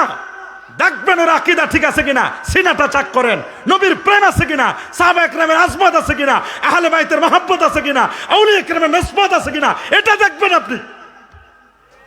এটা যদি না থাকে, যত বড় বুজুর্গ হোক, যত বড় আলেম হোক, এক পয়সা দাম নাই। আকীদা দেখেন, আকীদা আহলে সুন্নাহ ওয়াল জামাআহ আছে কিনা। এত সোজা নয়, আকীদা এত সোজা নয়। সাবধান, গোটা সমাজ ব্যবস্থা এখন আকীদার কারণে নষ্ট হয়ে যাচ্ছে। আকীদা খারাপ। কবরের কাছে যেতে চায় না। কবরের কাছে গেলে কি হবে? মরে গেছে, পচে গেছে, শেষ। নবী রওজায় যেতে চায় না, মক্কা শরীফে হজ করে চলে আসে। মিনা যায়, মুজদালিফা যায়, আরাফাতের ময়দানে যায়, সাফা মারওয়া সাই করে, জমজম কূপের কাছে যায়, জেরানা নামক জায়গায় যায়, সব জায়গায় চলে যায়, কিন্তু বলে মদিনা শরীফ, মদিনার পরে তো শরীফ শব্দ বলে না, মদিনা মদিনা মদিনা বলে, মদিনা মদিনা বলে। আর কয় নবীর কবরে যাবা, কবর বলে রোজা তো বলতে চায় না, বিয়াদবি করে। কয় মদিনা যায় লাভ কি? মক্কা শরীফে 1 রাকাতে 1 লক্ষ রাকাত, খানায় কাবায়, আর মদিনা মসজিদের নববীতে 1 রাকাতে 50,000 রাকাত। আবার একটা বনাসে 1,000 রাকাত, কেন 99,000 রাকাত লস করব? এজন্য মদিনা যেতে চায় না। দোস্তরে, এ কেমন তোমার আকীদা? মনে রাখো, হজ হয় মক্কা শরীফে, আর যেই নবীর উসিলায় হজ পেলাম, সেই নবীর রোজায় গেলা না, তুমি কেমন মুমিন, কেমন আশিকে রাসূল, কেমন হাজী তুমি? আমার কষ্ট লাগে তোমাকে হাজী বলতে, কারণ ওদের আকীদা খারাপ। ওরা মনে করে নবী মরে পচে গলে শেষ। কি নবী মরে পচে গলে শেষ? কি নবী মরে পচে গলে শেষ? না না বাবা, আল্লাহর নবী নূর নবী, তিনি হায়াতুন নবী। নবী নিজেই বলেছেন, না হাইয়ুন ফি কবরি, আমি নবী আপন রওজা মুবারাকায় জিন্দা থাকব। শুধু আমি না, আরেক ইন্না আম্বিয়া আল্লাহ আহয়াউন ফি কবরিহিম ওয়া হুম ইউরযাকুন ওয়া হুম ইউসাল্লুন। সমস্ত নবীগণ আপন আপন রওজা মুবারাকায় তার জিন্দা, আল্লাহর পক্ষ থেকে তার রিজিক প্রাপ্ত। রাসূল বলে দিয়েছেন, ইন্নাল্লাহ হারামা আলাল আরদি আন তাকুলা জাসাদাল আম্বিয়া, কোন নবীর অস্থি মজ্জা, চুল পরিমাণ গোশত ভক্ষণ করা এই জমিনের পর আমার আল্লাহ হারাম করে দিয়েছেন। সমস্ত নবীরা আপন আপন রওজা মুবারাকায় জিন্দা। মা মিন আবদিন ইউসাল্লিমু আলাইয়া ইল্লা রাদ্দাল্লাহু আলাইয়া রূহি হাত্তা আরুদ্দা আলাইহিস সালাম। আমার কোন মত পৃথিবীর যে কোনো প্রান্ত থেকে আমি রাসূলুল্লাহর সালাম জানাই রে, আমি নবী নিজেই সালাম শুনি, সালামের জবাব দেই, আমি রাসূলুল্লাহ তার সালামের জবাবটা পর্যন্ত দিয়ে দেই। আল্লাহু আকবার বলেন, আর আল্লাহু আকবার। এজন্য ঈমানকে মজবুত করতে হবে, ঈমানকে মজবুত করতে হবে, আকীদাকে বিশুদ্ধ করতে হবে, আর তাকওয়ার জিন্দেগিটা গঠন করতে হবে। সূরাতুল আরাফের 96 নম্বরে আল্লাহ রাব্বুল আলামিন বলেন, ওয়ালাউ আন্না আহলাল কুরা আমানু ওয়াত্তাকাউ লাফাতাহনা আলাইহিম বারাকাতিম মিনাস সামাই ওয়াল আরদ। আল্লাহু আকবার বলেন। যদি জনপদের মানুষগুলো ঈমান আনয়ন করতো, আকীদাটা যদি মজবুত করতো, আর তাকওয়া যদি থাকতো, তাকওয়া থাকার জায়গা হলো বামদুদের 2 আঙ্গুলের নিচে কলব। কলব রাসূল বলেছেন, আর তাকওয়া হাগুনা, তাকওয়া থাকার জায়গা হলো এটা। ইন্না আকরামাকুম ইনদাল্লাহি আতকাকুম, তোমাদের মধ্যে কে তালুকদার, কে জমিদার, কে কোন বংশের, এটি দেখবার বিষয় নয়। যিনি যত বড় মুত্তাকি, আমার আল্লাহর কাছে ওই লোকটার দাম তত বেশি। ঈমান আর তাকওয়া যদি ঠিক থাকে, আমি আল্লাহ তাদের জন্য রহমত, বরকত আর সবগুলোর চাবিকাঠি, বরকতের সমস্ত দরজাগুলো আমি আল্লাহ খুলে দিব। নবমণ্ডল এবং ভূমণ্ডলের সব দরজা খুলে দিব, যদি 2টা জিনিস আমাকে দিতে পারে। একটা হলো আকীদা, ঈমান আকীদা, আর একটা হলো তাকওয়া। সূরাতুল কাহফের শেষের দিকে আল্লাহ বলেন, ইন্নাল্লাযীনা আমানু ওয়া আমিলুস সালিহাতি কানাত লাহুম জান্নাতুল ফিরদাউসি নুজুলা খালিদিনা ফিহা লা ইয়াবগুনা আনহা হিওয়ালা। আল্লাহু আকবার বলেন, আল্লাহু আকবার বলেন। আপনার ঈমান, তাকওয়া, ঈমান যদি ঠিক থাকে, আকীদাটা যদি মজবুত থাকে, আর আমলটা যদি আমলে সালেহ হয়, নেক আমল হয়, আপনি জান্নাতুল ফিরদাউসের মেহমান হতে পারবেন। আল্লাহু আকবার। যদি জান্নাতুল ফিরদাউসের মেহমান হতে চান, বাবা ভালো করে মনে রাখবেন, জিজ্ঞেস করতে পারেন, হুজুর আকীদার বিষয়গুলোকে। জিবরিল আমিন যিনি নবীর কাছে 24,000 বার এসেছিলেন, একবার নয়, দুবার নয়, 24,000 বার এসেছিলেন। ওয়ালাহু সিত্তুমিয়াতি জানা, 600 নূরের পাখা। নবী জিজ্ঞেস করলেন, আখবিরনি আনিল ঈমান, আপনি আমাকে ঈমান আকীদা সম্পর্কে বলুন। আহলে সুন্নাহ ওয়াল জামাতের আকীদা সম্পর্কে বলুন। ঈমান মানে আকীদা, বলেন ঈমান মানে বিশ্বাস, আকীদা। আপনি আকীদা সম্পর্কে বলুন। মৌলিক আকীদা, আসলুল ঈমান, উসুলুল ঈমান, আকীদার মৌলিক বিষয়গুলো হচ্ছে 7টা। জিজ্ঞেস করলেন আকীদা সম্পর্কে বলুন, তখন তিনি বললেন, আন তুমিনা বিল্লাহ, 1 নম্বর হচ্ছে আল্লাহর প্রতি বিশ্বাস স্থাপন করা। আল্লাহকে আমরা কেউ দেখি নাই, আল্লাহকে না দেখেও আমরা বিশ্বাস করেছি, আল্লাহর ব্যাপারে আমরা স্বীকৃতি দিয়েছি, আমরা আল্লাহর পরিচয় জেনেছি এভাবে। কুল ইন্না সালাতি ওয়া নুসুকি ওয়া মাহইয়ায়া ওয়া মামাতি লিল্লাহি রাব্বিল আলামিন। لا شريك له وبذلك أمرت وأنا أول المسلمين আল্লাহর পরিচয় আমরা জেনেছি তাবারাকাল্লাযী বিয়াদিহিল মুলক ওয়া হুয়া আলা কুল্লি শাইইন কাদির আল্লাযী খালাকাল মাউতা ওয়াল হায়াতা লিয়াবলুয়াকুম আইয়ুকুম আহসানু আমালা ওয়া হুয়াল আজিজুল গফুর আল্লাহু আকবার বলেন আল্লাহর পরিচয় আমরা ছোট্ট সূরার মাধ্যমে জেনেছি কুল হুয়াল্লাহু আহাদ আল্লাহুস সামাদ লাম ইয়ালিদ ওয়া লাম ইউলাদ ওয়া লাম ইয়াকুল লাহু কুফুয়ান আহাদ আল্লাহর পরিচয় আমরা দিয়েছি আল্লাহু লা ইলাহা ইল্লা হুয়াল হাইয়ুল কাইয়্যুম লা তাখুযুহু সিনাতুন ওয়া লা নাওম লাহু মা ফিস সামাওয়াতি ওয়া মা ফিল আরদ মান যাল্লাযী ইয়াশফাউ ইনদাহু ইল্লা বিইذনিহি ইয়ালামু মা বাইনা আইদিহিম ওয়া মা খালফাহুম ওয়া লা ইউহীতুনা বিশাইইন মিন ইলমিহি ইল্লা বিমা শাআ ওয়াসি'a কুরসিয়্যুহুস সামাওয়াতি ওয়াল আরদ ওয়া লা ইয়াউদুহু হিফযুহুমা ওয়া হুয়াল আলিয়্যুল আযীম এটা আল্লাহর পরিচয় আল্লাহর প্রতি বিশ্বাস স্থাপন করতে হবে আল্লাহর সিফাতকেও মানতে হবে আল্লাহর জাত সত্তাগতভাবে এক সিফাতগতভাবে আল্লাহর সাথে কাউকে শরীক করা যাবে না আল্লাহর কর্মগতভাবে আমার আল্লাহ এক আমার আল্লাহ আগে যেমন ছিলেন ওই আল্লাহ এখনো আছেন লা জিদ্দা ওয়ালা নিদ্দা লা জিদ্দা ওয়ালা নিদ্দা ওয়ালা হাদ্দা লিমাউলা আল আনা কামা কানা লা ওয়াক্তা জাওয়ালা আমার আল্লাহর কোনো লয় নাই ক্ষয় নাই পরিবর্তন আর পরিবর্তন নাই আল্লাহর জাত যেমন কাদিম রে আল্লাহ পাকের সিফাতও তেমন কাদিম আল্লাহর সিফাতের পরিচয় দিয়েছে ওয়াল্লাহুল্লাযী লা ইলাহা ইল্লাহু আলিমুল গায়বি ওয়াশ সুবহানাল্লাহি আম্মা ইউশরিকুন আল্লাহু আকবার ওয়াল্লাহুল খালিকুল বারিউল মুসাওবির লাহুল আসমাউল হুসনা এগুলো আল্লাহর পরিচয় আল্লাহু আকবার আল্লাহকে কি মাইনাস করা যাবে মাইনাস করা যাবে কোন উপায় আছে আল্লাহ সুবহানাল্লাহ বলেন সূরা হামিম সাজদার মধ্যে আল্লাহ বলেন ইন্নাল্লাযীনা ক্বালু রাব্বুনাল্লাহ সুম্মা ইসতাকামু তাতানাজ্জালু আলাইহিমুল মালাইকা আল্লা তাখাফু ওয়া লা তাহজানু ওয়া আবশিরু বিল জান্নাহ ইন্নাল্লাযীনা ক্বালু নিশ্চয় যারা বলে রব্বুনা আমাদের রবকে রব্বুনাল্লাহ আমাদের রবকে একটা আঙ্গুল উপরের দিকে বলে আল্লাহ আল্লাহ আল্লাহ যদি আগুনে পুরাই তাও চোরের সামনে ডাকাতের সামনে ছুরির সামনে বোমার সামনে ফাঁসির সামনে আল্লাহ সুম্মা ইসতাকামু ইস্তেকামত লাগবে সুবহানাল্লাহ বলেন নাকি মাল পাইয়া ভুলে যাব দ্য থিওরি অফ ট্রিনিটি তৃতীয়বাদে বিশ্বাসী দেখুন না খ্রিস্টান হয়ে যাচ্ছে তানাসারি আব্দুল্লাহ হে আল্লাহর বান্দা খ্রিস্টান হও বলে হলাম কি লাগবে বলে তোমার ঘর লাগবে বাড়ি লাগবে সব করে দিব খ্রিস্টান হও নাউজুবিল্লাহ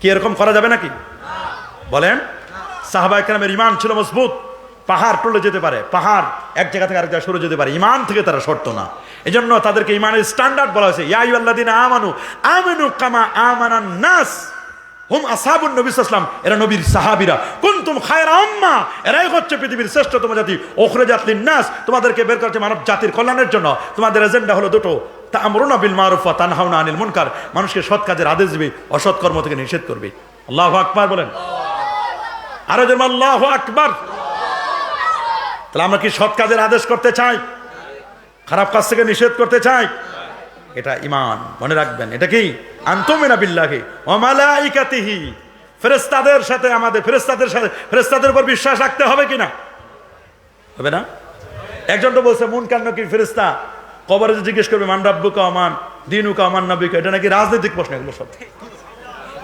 রাজনীতি ঢুকাইতে আবার কবর পর্যন্ত ঢুকাই দিছে যা সংসদ ভবন থেকে কবর পর্যন্ত নিয়ে গেছে রাজনীতি আর কত রাজনীতি করবেন করেন চিন্তা করতে পারেন আপনি কবর ফেরেশতা আছে না নাই বলেন না? দেখা যায়, ধরা যায়, ছোঁয়া যায়, বিশ্বাস করি কিনা? এটা আকীদা। এটার নাম কি? আল্লাহকে দেখা যায়, ধরা যায়, ছোঁয়া যায়, আল্লাহকে আছে যে বোঝা যায় কিনা? আল্লাহ যদি না থাকতো, গাছপালা, চন্দ্র সূর্য গ্রহ নক্ষত্র জোয়ার ভাটা কে করান? আল্লাহ আছে না? ফেরেশতারা আছে না? ফেরেশতা আছে। আনতুমিনা বিল্লাহি ওয়া মালাইকাতিহি ওয়া কুতুবিহি, আসমানি কিতাব 104 খানা, শ্রেষ্ঠ হলো কোরআন মাজিদ। আল্লাহু আকবার। ওয়া রাসূলিহি, রাসূল 1,24,315 জন রাসূল, 6 জন বা 5 জন উলুল আজমি মিনার রাসূল, সবার শ্রেষ্ঠ মুহাম্মদুর রাসূলুল্লাহ সাল্লাল্লাহু আলাইহি সাল্লাম। তিনি আমাদের সবার সেরা নবী, নবীগণের নবী। সেই নবীর শাফাআত আমরা চাই কি চাই না? এটা আমাদের আকীদা। আমার নবীর শাফাআত চাই না? নবীজি মাকামে মাহমুদের সিজদায় পড়ে থাকবেন, আমার আল্লাহ বলবেন, দোস্ত ইরফা রাসাকা, মাথা উঠান, সাল তুতা, আপনি চান, ইশফা তুশাফা, আপনি সুপারিশ করুন, আপনার সুপারিশ আজকে গ্রহণ করা হবে, আপনি যা চাইবেন আজকে তাই দেওয়া হবে। এটা আমাদের আকীদা। বলেন এটা আমাদের কি? আকীদা। এটা আমাদের কি? আকীদা। মনে রাখতে হবে। তাহলে আমাদের পরিচয়, আমরা আকীদা আহলে সুন্নাহ ওয়াল জামাআহ।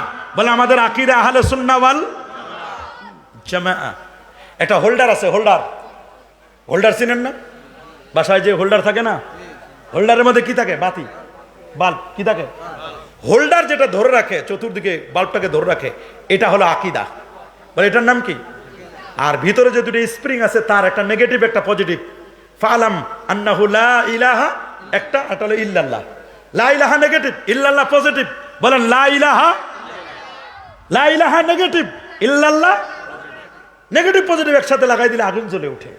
যখন ঈমান আনবে, লা ইলাহা ইল্লাল্লাহ আনবে, তখন কলবে নূর জ্বলে উঠবে। এটা আকীদা। আল্লাহু আকবার। লা ইলাহা ইল্লাল্লাহ নেগেটিভ পজিটিভ, এটার নাম ঈমান। আর হোল্ডারটা হলো ঈমানটাকে সেভ করে রাখছে, আকীদা। আর বাল্বটার নাম হলো আমল। বাল্বের নাম কি? খেয়াল করবেন, বাল্বের নাম কি? আকীদা কোনটা? হোল্ডার। বাল্বটাকে ধরে রাখছে, যে আমলটাকে ধরে রাখছে, হোল্ডার। হোল্ডার, হোল্ডারটার নাম আকীদা। হোল্ডারটার নাম কি? হোল্ডারের ভিতরে দুইটা তার আছে, স্প্রিং আছে, হ্যাঁ, এটা নেগেটিভ আর এটা কি? পজিটিভ। এটা হলো ঈমান। এটা কি? ঈমান পেলাম, আকীদা পেলাম। আর আমল কই? আমল হলো বাল্ব। 0 পাওয়ার দিবেন, 0 পাওয়ারে আলো হবে। 100 দিবেন, ফকফকা আলো। যত আমল করবেন, চেহারায় নূর চমকাবে। সারাদিন আকাম কুকাম করবেন, চেহারায় নূর চমকাবে। এত সোজা মনে করছেন? এত সোজা? ইজা আজনাবাল আব্দু কানাত নুকতাতান সাদা, মানুষ যখন গুনাহ করে কলবে একটা দাগ পড়ে যায়। এখন যদি কলবগুলো চিরে দেখাইতে পারতাম কার কলবে কেমন দাগ পড়ছে, তাহলে বোঝা যাইতো। ইজা আজনাবাল আব্দু কানাত নুকতাতান সাউদা, ওরে মানুষ যখন গুনাহ করে কলবে একটা করে দাগ পড়ে যায়, আবার যখন তখন কলবটা পরিষ্কার হয়ে যায়।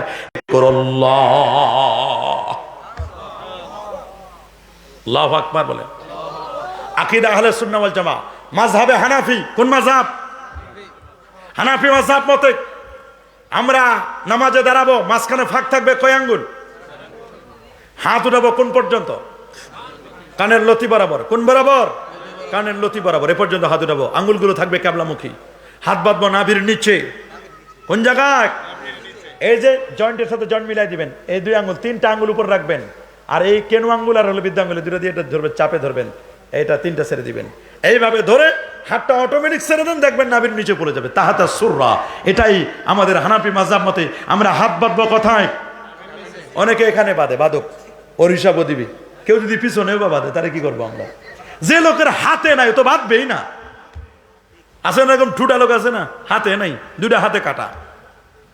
আবার মালিকি মাযহাবে তো হাত ছেড়ে দেওয়ার কথা আছে। তা আমরা হাত বাঁধবো কোথায়? নাভির নিচে বাঁধলে একটু আলাদা মহব্বত বাড়ে। আল্লাহু আকবার বলেন। এটা আলাদা মনে হয়। হ্যান্ডকাপ লাগায় আল্লাহর কাছে বলে, আলহামদুলিল্লাহ আল্লাহ, আমি আসামি, সমস্ত প্রশংসা আপনার জন্য। আলহামদুলিল্লাহি রাব্বিল, আপনি আর রহমান, আপনি রাহিম, আপনি মালিক ইয়াউমিদ্দিন, ইয়াকা নাবুদু ওয়া ইয়াকা নাস্তাইন, এগুলো সব আপনার। এখন আমি যে আপনার এত প্রশংসা করলাম, মানপত্র বললাম, আমাদের এলাকার রাস্তা দিবেন না? তা আমি রাস্তা চাই আপনার কাছে, এলাকার রাস্তা নাই, আমি চাই ইহদিনাস সিরাতাল, আমার সিরাতে মুস্তাকিম দেন। এলাকার রাস্তা লাগবে না, আমার সিরাতে মুস্তাকিম দেখান। আমরা মানপত্র পাঠ করি না, আপনি আমাদের অমুক, আপনি আমাদের অমুক, আপনি অমুক, আপনি অমুক, আপনার এত নাম এত সুনাম, তা আমাদের একটা এই দেন। আমরাও আল্লাহর প্রশংসা করি, মানপত্র পাঠ করি, আলহামদুলিল্লাহ রাব্বিল আর রহমানের মালিকি ইয়াকা নাবুদু। সব আল্লাহ আপনার, তো ইবাদত আপনার, সাহায্য চাই আপনার। আপনি বিচার দিবসের মালিক, আপনি রহমান, আপনি রাহিম, আপনি রব্বুল আলামিন, বহুমাত্রিক জগতের রব। সব প্রশংসা আপনার জন্য। এখন আপনি আমাদের, আপনার তো কিছু করণীয় আছে, আপনি এখন আমাদের কি করবেন? ইহদিনাস সিরাতাল, আমাদেরকে সহজ সরল সঠিক পথে পরিচালিত করুন। সুবহানাল্লাহ বলেন, আল্লাহু আকবার বলেন। শেষ করে দিয়ে আমার সিগন্যাল দিয়ে দিছে, শেষ, একেবারে খতম। আমরা এখানে হাত বাঁধবো, মনে থাকবে।